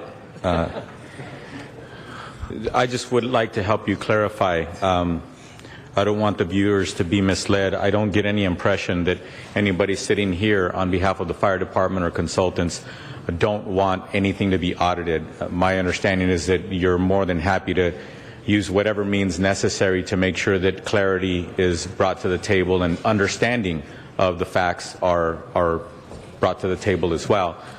So when it comes to an audit or not, I think what you were trying to explain a few minutes ago was whatever audit or paper is produced, that whoever does that needs to understand that it's not as simple as black and white. There are nuances that need to be understood in order to do that kind of analysis, and also that whatever happens needs to be explained in that context, correct? Yes, sir, and thank you for the opportunity to allow me to explain. What I was saying is I understand the controller's doing an audit, and if this board decides to have an outside auditor do an audit, that would be fine, would be perfect. The issue comes into play when you look at average response time. That's very easy to look at, but the computer that they use the modeling has been set up in a certain way with certain parameters. So whoever that outside auditor is going to have a computer programmer work with us to make sure it's modeled the same way. And that's what I was saying. It wouldn't be as simple, because I can tell you we've got multiple calls from the controller's office now not understanding the data, and we're always updating them on the CAD data, so they have an understanding of the complexity of how the data is formulated. And that's exactly, I appreciate the comment, is that I just want to make sure that if an outside auditor comes in and does it, that we work closely with them so they understand the parameters in which we model data. It's not as simple as just putting it in any computer program. There's certain restrictions that we'd have to make sure they understood. So basically, you're not in any way insinuating that you should dictate or explain what the outcomes of their findings are, but you just want to make sure that they're able to understand accurately what the input of the information is, and then what they do with it responsibly is a good thing. Correct. Okay, thank you. Mr. Englander. Thank you. 2 things real quick. Before I get into items 11 and 12, which are Garcetti-Perry motions, in the response times, there's been a lot said about trying to maximize or get to the goal of 5 minutes 90% of the time. And I just wanted some clarity on that really quickly if we could. I know we covered a little bit in committee, but people hear the 5 minutes. Are there different goals for different types of calls? Because it was brought up that there are 9-minute goals as well. Yes, there are. And before I explain those to Councilman, another thing that we point out was that the response times is just one small issue when it comes to providing public safety, and it was just one of the final metrics, and now the one that's most vocal, but it wasn't the be-all and end-all. And when we looked at our deployment planning and the elimination of resources, but yes, that 5 minutes is for first resource on scene to an EMS call, emergency medical service call. And that's 1 minute for the firefighters from the time they get the alarm till they get dressed, and then 4 minutes travel time. When we look at those same emergency medical calls, to when we get the first paramedic resource on scene, it's that same 1 minute time from the dispatch till they get dressed till, and then they get 8 minutes of travel time for a total of 9 minutes to get on scene for that first paramedic. Those numbers will then be broken out when we see. Okay. Yes, they will. In regards to 11 and 12, and working this out and looking at both motions and trying to move forward, and what we should be doing I would ask that we have a friendly amendment that we move forward with the audit with the controller, particularly since the controller's office has already started working with the fire department. It's critically important that we have those numbers back in time for the budget deliberations as well, so we can make informed decisions. And they look at those response time numbers, the historic numbers, and they report back to the council and the budget committee from the controller's office on that audit, on response times. That then we look at, and also real quickly, the CLA, the number that they shared, the $100,000 to $175,000 for an outside auditor, did not include some of the other items that were requested in the motions, in the various motions.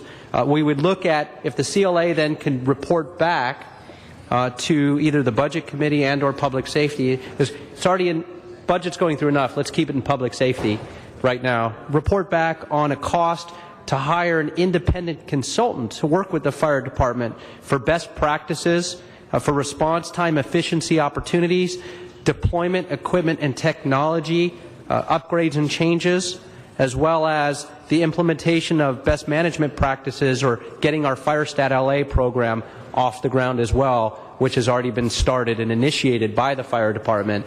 But if we can look at hiring an expert on that and sort of splits apart and takes the language out of both motions to accomplish both things and leaves the audit portions of it back in the controller's office just for expediency, I think that would make sense. And if we can I can get the support on that from my colleagues, I would. I guess I need a second on that right now.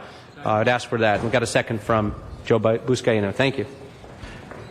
Ms. Perry, did you want to respond? Mr. Garcetti, I was going to call on you next. The only way this companion third-party review works is if you're able to use it as a companion piece to the audit from the controller's office. Otherwise, it's extraneous and it's not particularly useful because then you're not comparing like information to like information and verifying it and certifying it. And again, that goes to strengthen the credibility as we move forward, whatever we want to present to the public as credible numbers. So, you know, I understand Mr. Englander has this proposal. That was not my proposal. So I'd like, if Mr. Garcetti and 11 and 12 are still consolidated, I'd like to get that voted on, and I will do a second on his if he would do a second on mine.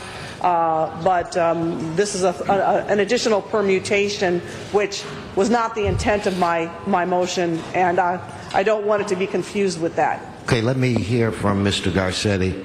I think we may all be saying the same thing. I think both of our motions actually talked about analysis, and I think the audit we don't dictate from here, and the controller has already started. So whether we say go do it or not, it's happening, and I think it'll be useful, and I welcome it, and I think it'll be good quality.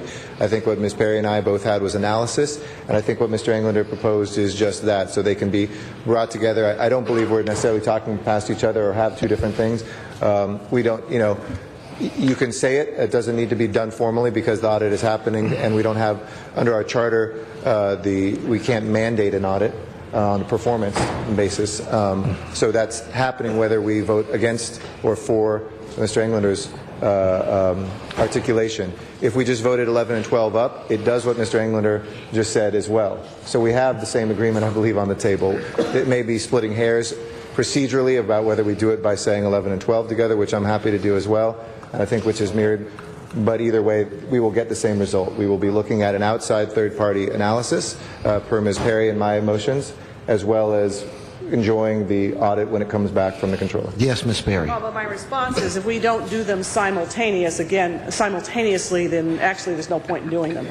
And so if we could delay third-party analysis and just make it something interesting at the end of a process, then it's actually rather moot. It would be immediate. It looked like we have two votes on those issues today. Excuse me, Mr. President, is there a second for Ms. Garcetti's, Ms. Perry's motion? Sure. Second. It's the same thing as... Okay, and for Mr. Englander's motion, is that to amend item number 11? 11 and 12, you said, yeah. 11 and 12. Merge them. Okay, next on the queue is Mr. Alarcon. I still want to drill down on this dispatch recommendation. Chief, you said that you intended to transition into a 40-hour work week. but that you're going to maintain the quality of the services. Are you, when you say you're going to a 40-hour work week, does that mean you're cutting staff? You're cutting staff hours, or is the total number of hours going to be the same? Yes, we'll still staff our dispatch 168 hours a week. We'll staff it though with. No, I didn't say 160 hours a week. Come on. I don't want the same kind of doublespeak that brought the postulation about what services are going to be to this council last year and cut services by 17%. I want the facts. Are there going to be fewer hours worked by the employees in the dispatch center? Yes, they're going to go from a 56-hour week to a 40-hour week. Now I'm talking as a total. Are the number of hours worked by current staff going to be reduced in your recommendations next year? Do you mean total staff hours for all the staff that's at our Metro Fire Dispatch? Yes. No, they will not be reduced. So how are you going to... I was under the impression that you're proposing to reduce staff hours by 42%. We're going to staff it with firefighters working a 40-hour week instead of a 56-hour week. So that's 16 hours less. Correct. How is that the same? Each of the members will work a 40-hour week instead of a 56-hour week. So instead of 3 platoons to get the 168-hour week, we'll need to have 4 platoons of staffing. So we will have more members. So you're going to have more staff members? Correct. But what's the difference? The difference is that we won't have to pay the members 16 hours of overtime. We'll get a dispatch center that's as effective as it is now, and we won't have the same costs that we have right now. Okay, so the point is that you're going to make dramatic changes in the dispatch center, and I think we need to have a full understanding of what those changes are going to be. And I'd like to move that we have that presentation before, or at least as part of the budget discussions, if I can get a second on that. Okay. I would like to mention, Mr. Parks, you talked about workload, but the fact of the matter is that the national standard is based on response times because such dramatic things occur to the individuals who are being served when it gets past 5 minutes. They go into deep trauma, they die, all kinds of things that aren't measured. There's no way to measure that stuff. So we have to make the assumption that if our response times are increased, bad things are going to happen. Now that's the problem with the response time, cutting through all the other things. Now you inherited this, Chief. This isn't on your watch. I don't even think it was on Chief Berry's watch. A lot of this stuff occurred before. The question is whether we are going to be able to maintain the standards of service of our LAFD when we continue to go down this path of cutting. And I just don't know how we can do that. And that's the problem I have with these recommendations. I don't have, frankly, the resources to do the kind of analysis the department can, but I do have this fundamental understanding in life that when you cut things, you can't do more with what's left. And I just don't understand how we can continue to cut the fire department and expect that lives that could be saved will always be saved. It's just not going to happen. And that's the problem I have. So I would like to know exactly what is proposed for the dispatch center. Yes, sir. Mr. Koretz. Yeah, just one point on the audit. I'm uncomfortable with the idea of doing a second outside audit while we're in the process of doing a first internal audit. It doesn't make a lot of sense to me. So I'd be inclined to wait until we've actually seen the audit that the controller is working on, and if in some way we find it inadequate, I could see the need to go to an independent third party, but to be auditing the auditor in the middle of an audit doesn't really make any sense to me. So I don't see a reason for this until we've actually seen the controller's audit, and I, for one, won't be going along with it. Ms. Perry, did you need to speak again? Mr. Parks.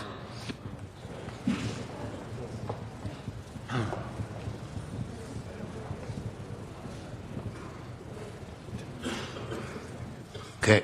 Mr. Zine? Chief, just to follow up on the dispatch center. Yes, sir. I'm aware of how it works with the police department, and Mr. Alarcon's concern. You're going to then have additional personnel assigned to the dispatch center if you're going to have the 40-hour week. Correct, yes, sir. So where are those personnel coming from? There'll be, we'll train members from the field. We'll take volunteers from the field, we'll train them and make sure that we transition them into the spots. So that means more people out of the field, fewer people to handle calls in the field because they'll be taking the emergency calls for service? Absolutely. But with the money that we save from not paying overtime for those members, it'll pay for itself. And additionally, the department was sued saying that those members should be on a 40-hour work week. So we're going to find a 40-hour work schedule that accommodates what we need. I'm just concerned if we're not hiring any firefighters, and we took 318 in this pool that fills in when people are sick or on vacation or whatever, and then we're going to take more folks out of that pool to staff the dispatch, which is critical. There's no question we have to staff dispatch. Then we're going to have fewer folks in the field actually handling the calls but saving money. And I think the concern is there's a cost to provide that. And I'll use the term the captain fire department told me. He said the fire department is an insurance policy. It's an insurance policy. If you have a situation, you need the fire department, they're there. If everything's fine and no one gets sick and there's no fires, it's fine. But when we've got rain, we've got the Swiftwater Rescue, that swings into action. So the fire department's very flexible. The concern is we're talking about units in the field. If we're going to pull more folks in to handle more dispatch, to go to the 40-hour shift, we're going to be losing firefighters that are serving the people. How do we fill that gap? I know about saving money, but there's still that responsibility of filling the service. Yes, sir, and we'll bring the staffing plan back when we report on it. It looks like it'll be about 5 additional dispatchers that we'll need. Okay, do you have a light-duty capacity within the fire department? Yes, sir, we do. Because I know the police department has taken folks that are permanent light duty, and they put them in positions like that. They didn't want to retire. They put them on non-essential, or say non-critical assignments. Not that they're non-essential, but non-critical. And they work that, and it seems to work out well for them. So maybe if it was restricted to those versus pulling folks out that actually young firefighters want to work the field. They don't want to sit there and dispatch calls and take the calls from the people, as we all know. So maybe the plan needs to be explained, and then we'll understand the better benefits of it. Yes, sir. Thank you. Mr. Englander, to close. Yeah, to close, I'd like to just retract my last motion just for clarity. We'll go with the ones as written. On 10, again, I ask for a yes. On 11, I ask for receive and file. So that'd be a no vote on that. On 12 is a yes, since that is a receive and file. A 13 is a yes, and a 14 is a yes. And that's all. I'll close with that. Thank you. Okay. No more speakers in the queue. Mr. Garcetti. Just to clarify then, I think based on what we had before, even though Mr. Englander has asked for that, I would ask that we merge, I don't know if we've done this formally in your motion, but I'll make sure 12 and 11 together. Again, it never called in either one of those to do an audit. It's analysis on top of that. Both parties would be using outsiders to bring into the city to make sure, but it gives us a chance, as Mr. Alarcon and others have said, of how we actually do the restoration and best practices and look at that. It will assist the fire department in doing so to build on what the controller says in the analysis of what went wrong. This is what we can do moving forward. I would ask for an aye vote on that merged one. Ms. Perry. And just for the record, I concur that we should merge 11 and 12. And again, that was my intention to have this tracked simultaneously as a third-party rail or a third rail on this to verify and confirm and bring credibility to the numbers. So I will, Mr. Garcetti seconded mine, I seconded his, so we're seconded and seconded.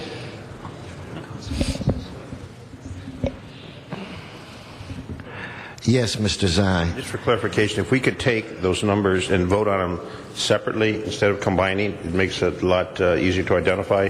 10 through 14 individual votes. Okay.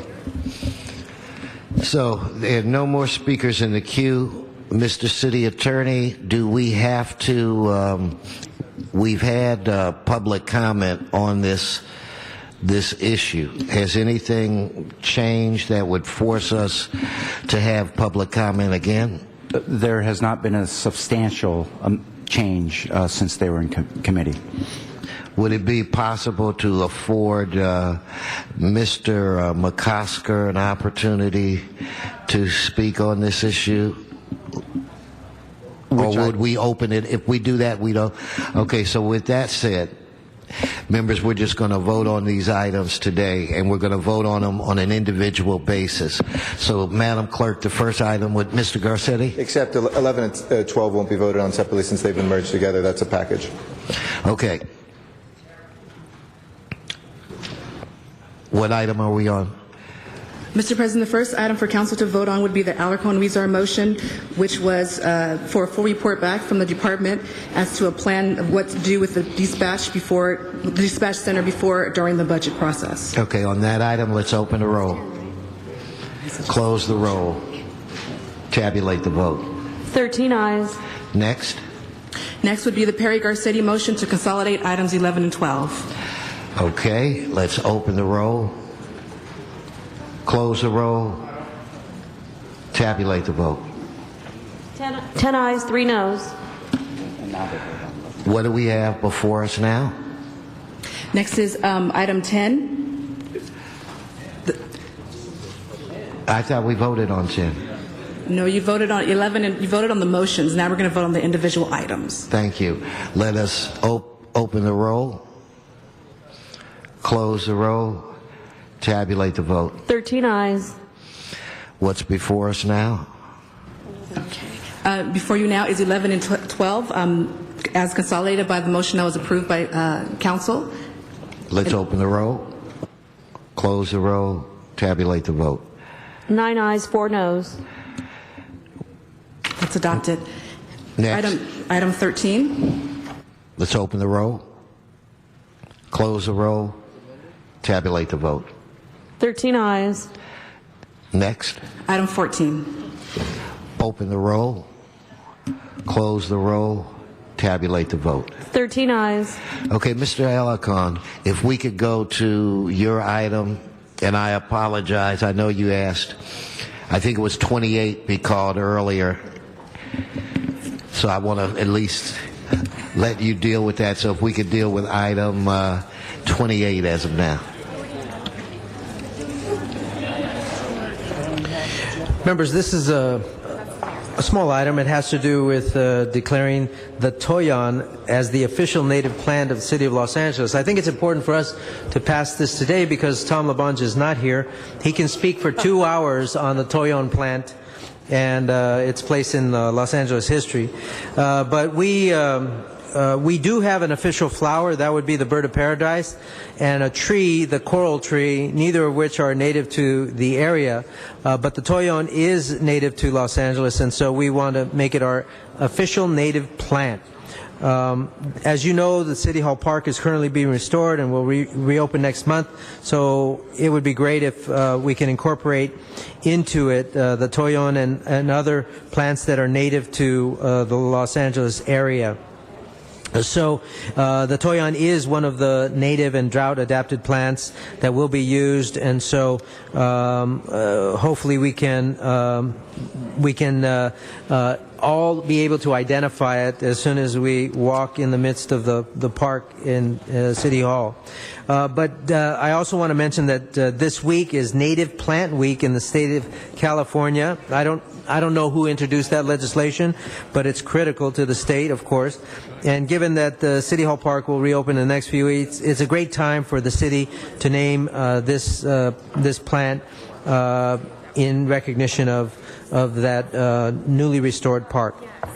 So we want to thank the Mayor's Office, the Department of Recreation and Parks, and the native plant community for their hard work on restoring the park, of course, educating the public about the benefits of using native drought-adapted plants, and supporting this motion today. So, colleagues, I ask for your aye vote. Okay, on this item, let's open the roll, close the roll. Excuse me, Mr. President. Yes. I believe there's cards on item 28.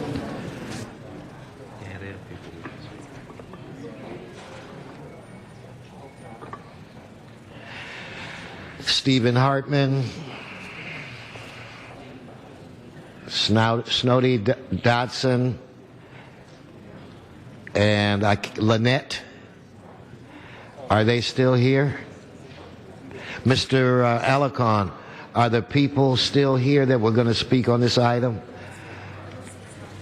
They don't appear to be here, so on that item, let us open the roll, close the roll, tabulate the vote. 13 ayes. Mr. Alarcon said everything that was needed to be said. Just for the record, Mr. President, on item number 28, that matter is not subject to the concurrence of the mayor. All right.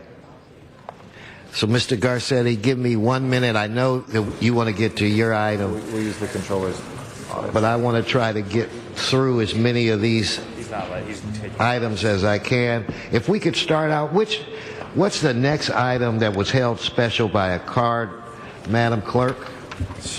And what number was that? If you go in order, item 19 would be the next item called special for cards. Well, actually, item 1 would be the first item.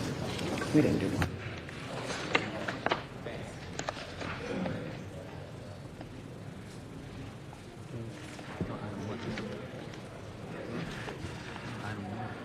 Item 1, Sean Murphy. 10 ayes on this one. Thank you. And there's somebody, Mr. Constituent, Zuma Dog, Matt Dow. So is Mr. Constituent here?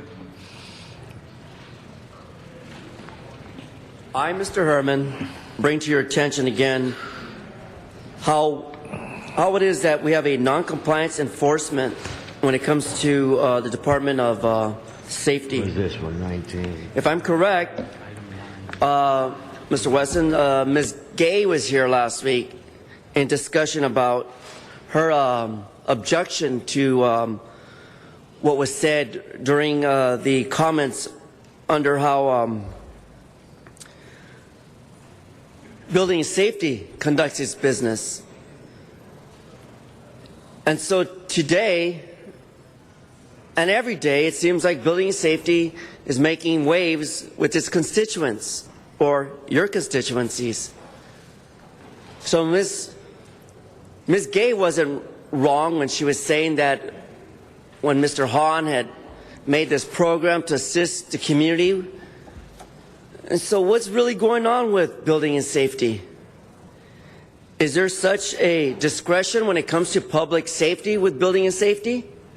Do they choose how to conduct business in a manner that is more appropriate for them?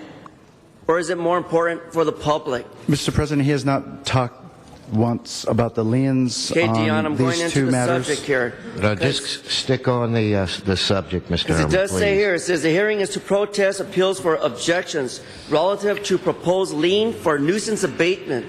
There are many nuisance abatements in our communities today.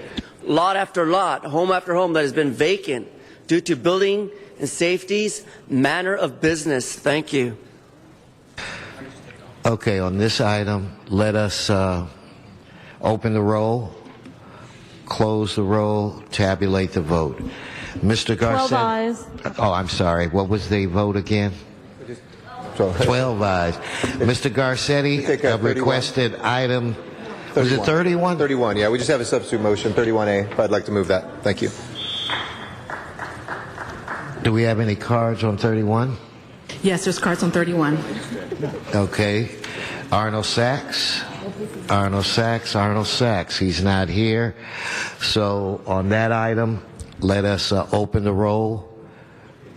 Mr. Englander, did you want to? Item 9, I called I'm going to go back. Took it off. I'm coming back to that. So now on item 31, let us open the roll, close the roll, and tabulate the vote. 12 ayes. Okay, now we'll go back to item 9. It's my understanding that Mr. Englander's concerns have been dealt with. This was an item that we already had public comment on. So on item 9, Mr. City Attorney, we can just move forward on item 9, correct? Because we already had... That's correct. Okay, so on that item, let us open the roll, close the roll, tabulate the vote. 11 ayes, 1 no. Mr. Cardenas. On item 20, it's my understanding that Mr. Zine had some questions on that, so we're going to put that over till next Tuesday, 1 week. On So item 20, we item 20, we can put it over for 1 week. And that will bring, Madam Clerk, it'll be on what day? April 24th. April 24th. President? Yes, Mr. Buscaino. Thank you, Mr. President. If I can kindly ask to reconsider item 1B, please. Please. Mr. Zine says no. But we'll show you how much sway Mr. Zine has. Thank you. So we must vote for reconsideration, right, Madam Clerk? Yes. Okay, so the first vote be on reconsideration. Let's open the roll, close the roll, tabulate the vote. 12 ayes. And if I can, Yes. Mr. President, if I ask to put that off for 2 weeks, item 1B to May 1st? Okay, so let's continue item 1B till, was that May 1st, Mr. Buscaino? Yes, sir. Okay, where are we on the agenda, Madam Clerk, at this point? Item 19, call special for cards.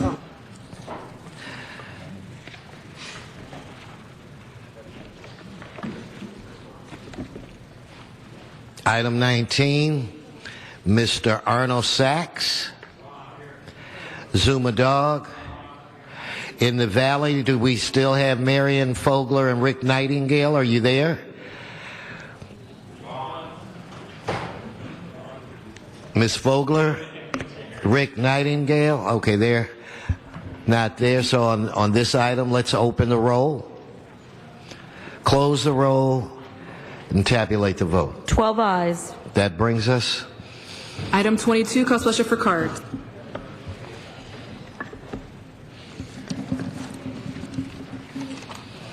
item 22, Arnold Sachs. Thank you, Mr. Zine. Matt Dowd, Marianne Fogler. In the Valley, Marianne Fogler, Donna Pierman, Rick Nightingale. Okay, on this item, let us open the roll, close the roll, and tabulate the vote. 12 ayes. That brings us to what item, Madam Clerk? Item 23, call special for cards.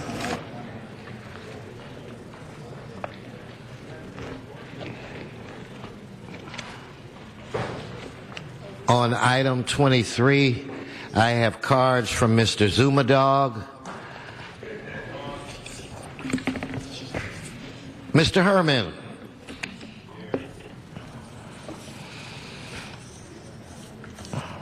This past week, when I attended the CRA LA development meeting, it's just strange to hear and read this, that it says the Redevelopment Agency of Los Angeles report data for December of 2011 is to reauthorization to establish and implement in a business assistance program. Well, all along, there's many businesses throughout the communities where the CRA has impacted, and there is no assistance with business in those areas. An idea to this, for example, first Walgreens built in CD 14 on Cesar Chavez Avenue. That was part of a business entrepreneur program there within itself, because we know that there is not a lot of assistance with businesses right now at a time when the economy is so severely damaged by mismanagement, misuse of inappropriate fundings. So let's get the facts straight. If we're going to continue with business with the CRA or the Redevelopment Agency, let's have transparency and make sure that the taxpayers' funds are not wasted. Thank you. Thank you, Mr. Herman. In the Valley, Marianne Fogler, Donna Pierman, Rick Nightingale.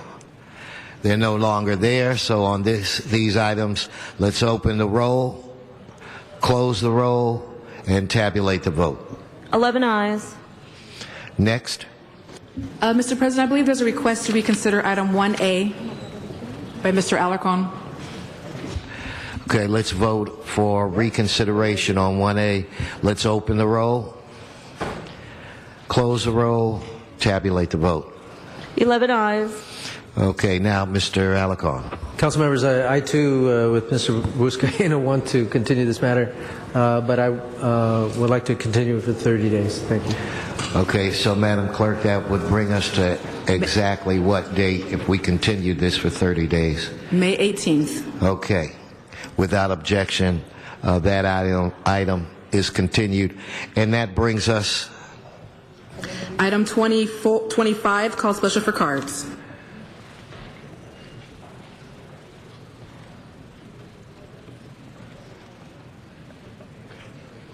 On item 25, I have cards from Arnold Sachs, Zuma Dog, Marianne Fogler, and Donna Pearman. So just for the record, Arnold Sachs, Zuma Dog, Marianne Fogler, Donna Pearman, they don't appear to be here. So on this item, let us open the roll, close the roll, and tabulate the vote. 11 ayes. That brings us to what item? Item 30, call special for cards.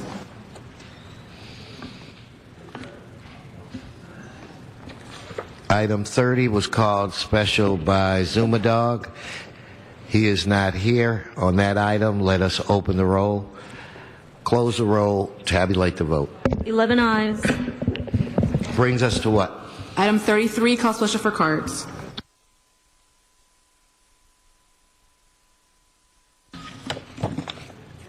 Item 33 was called special by Zuma Dog as well.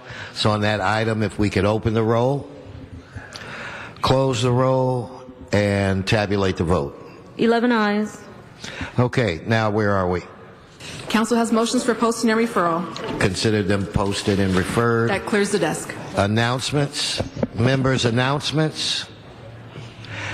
If we could all rise for adjourning motions.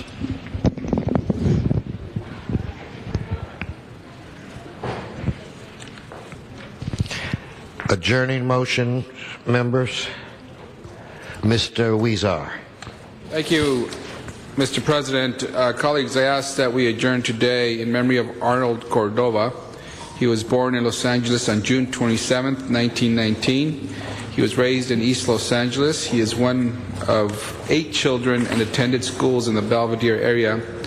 He is a proud veteran and served in the U.S. Army from 1941 to 1946 during World War II and was a surgical technician in the 365th Medical Battalion in the European campaign. His decorations include the American Defense Service Medal, American Campaign Medal, the European African Middle Eastern Campaign Medal, Good Conduct Medal, the Meritorious Unit Award, and World War II Victory Medal. After the war, he married Esperanza Cordova and raised his 2 sons in Montebello. Arnold started an auto repair business and operated 4 auto repair services in East Los Angeles and Montebello. Arnold's Rio Grande gas station, located across the Soledad Church, was well known in the area where people would come to visit each other. In Montebello, he operated a Chevron gas station and received an Outstanding Service Award as a Chevron dealer. He was active in East Los Angeles and was a member of the Belvedere Optimist Club for many years and was awarded Optimist of the Year in 1964-65 for outstanding contributions to his community. He was installed as president in 1965 and received the Outstanding Leadership Award. He received the Boys Clubs of America Golden Anniversary Year Award for his outstanding public service in support of the East Side Boys Club. He was generous and friendly, always concerned about the welfare of others. In 1990, he formed a breakfast club of his 8 friends, which met monthly. Today, the group, called the Belvedere Gardens Vets, of about 50 men who graduated from Garfield and Roosevelt High School, meet each month in Montebello. He was the godfather and mentor of the group. He strived to live his life according to the Optimist Creed. He was genuine and loving to his family and had many friends who helped in his almost 93 years of life. Arnold was a father, grandfather, and great-grandfather. He is survived by his 2 sons and spouses, Arnold and Linda and Richard and Janice, 4 grandchildren, Jason, Marissa, Vanessa, and Jessica, and 1 great-grandchild, Jacqueline. May he rest in peace, and the east side of Los Angeles will certainly miss Arnold. Thank you. Okay, and before Mr. Rosendahl, I'd like to second that. And before we move to the next council member, item 27 forthwith with Mr. Englander. Yes, thank you. I'd like to adjourn in memory of Chris Kezios, the wife of Pastor Emeritus of the St. Nicholas Greek Orthodox Church, Father Spencer T. Kezios. Chris passed away at the age of 76 this past Sunday, April 15th. Chris was blessed with many gifts as she shared with her church, community, and family. These gifts highlighted her life as a teacher, as the president of the Board of Zoning Appeals for Los Angeles, and as a member and volunteer of many philanthropic and humanitarian efforts. At the side of her husband, Chris served the parish of St. Nicholas Greek Orthodox Church in Northridge for 50 years. Services will be held at St. Nicholas Greek Orthodox Church in Northridge. The Trisonyan service will be held on Wednesday evening, April 18th at 7:30 p.m. On Thursday, April 19th at 2012 at 9 a.m., the Divine Liturgy will be celebrated before the funeral. After a brief intermission, the funeral service will begin at 11 a.m. At the conclusion of the funeral service, everyone is requested to proceed to Oakwood Memorial Park for the interment. A memorial luncheon celebrating her life will be offered after the interment at the Grande Ballroom at the St. Nicholas Greek Community Center. In lieu of flowers, donations may be made to St. Nicholas School or the Kezios Scholarship Fund. Chris is survived by her husband, Father Spencer Kezios, children Mark, Yvonne, Trevin, Nicholas, and grandchildren Roman and Mia. May Chris Kezios rest in peace. Mr. Zine would like to be added to that. Mr. Krikorian would like to be added as well. Members, any other adjourning motions? This meeting is adjourned.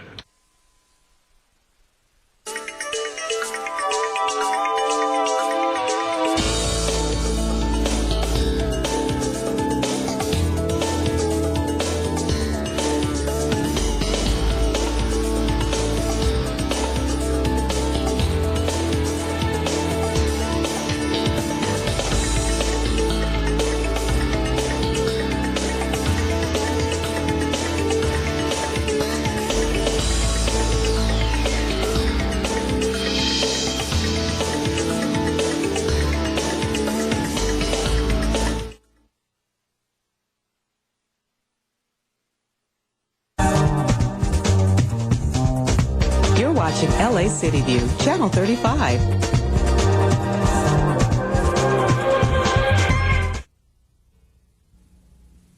We now join our scheduled program in progress. Absolutely, absolutely. And I guess sometimes people don't feel comfortable touching. Mm-hmm. Now, how does this work in the workplace? When you consult with, as you do, how do you help managers and particularly human resources people come to understand that you have an aging workforce that's going to have a lot of unique issues?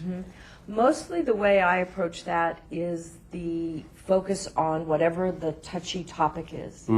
Most people are actually more aware that there are issues. Sometimes they're not. Sometimes they need to be made aware. But what seems to suppress the good relationships and the good decision making is the fear of talking about something that's difficult. So if an employee is slowing down and the HR person is like, well, I can't say anything about that. Now, there are laws and they have to deal with that. A lot of laws. A lot of laws. But there's always, actually, as your example with your auntie, with Alzheimer's, if you know that the primary goal is to figure out how to reduce the trepidation and the fear and to connect with someone in a genuine, caring way, you figure out how to do it. You do. Well, I have told people this for years. Well, what you really need in the workplace is a Jewish grandmother watching everybody. You know, let's schedule the weddings, the divorces. You know, did you eat today? How can relationships be impacted by shared meals and the preparation of meals? Is that something that people can use as a tool? Absolutely, and I think that's commonly experienced by how much we do our socializing over a meal. There are certain things that create a safe context. And food usually, unless you've got issues with food, which might be the case, the sharing of a meal tends to be one that we relate to chatting and being with people we love in a safe way. So that's a whole other thing. One of the questions that people can ask as they're dealing with a difficult situation related to aging is, how can I reduce the sense of not being safe? And how can I amplify safe? A lot of times that is, let's not sit over there, let's go over there. It's little things. Little things like that. Little things. Now, we want to give you an idea of the kind of work that Dr. Mars is going to be bringing to Aging Well in LA, all of it under the generic title of Relationships Fulfilled, one conversation at a time.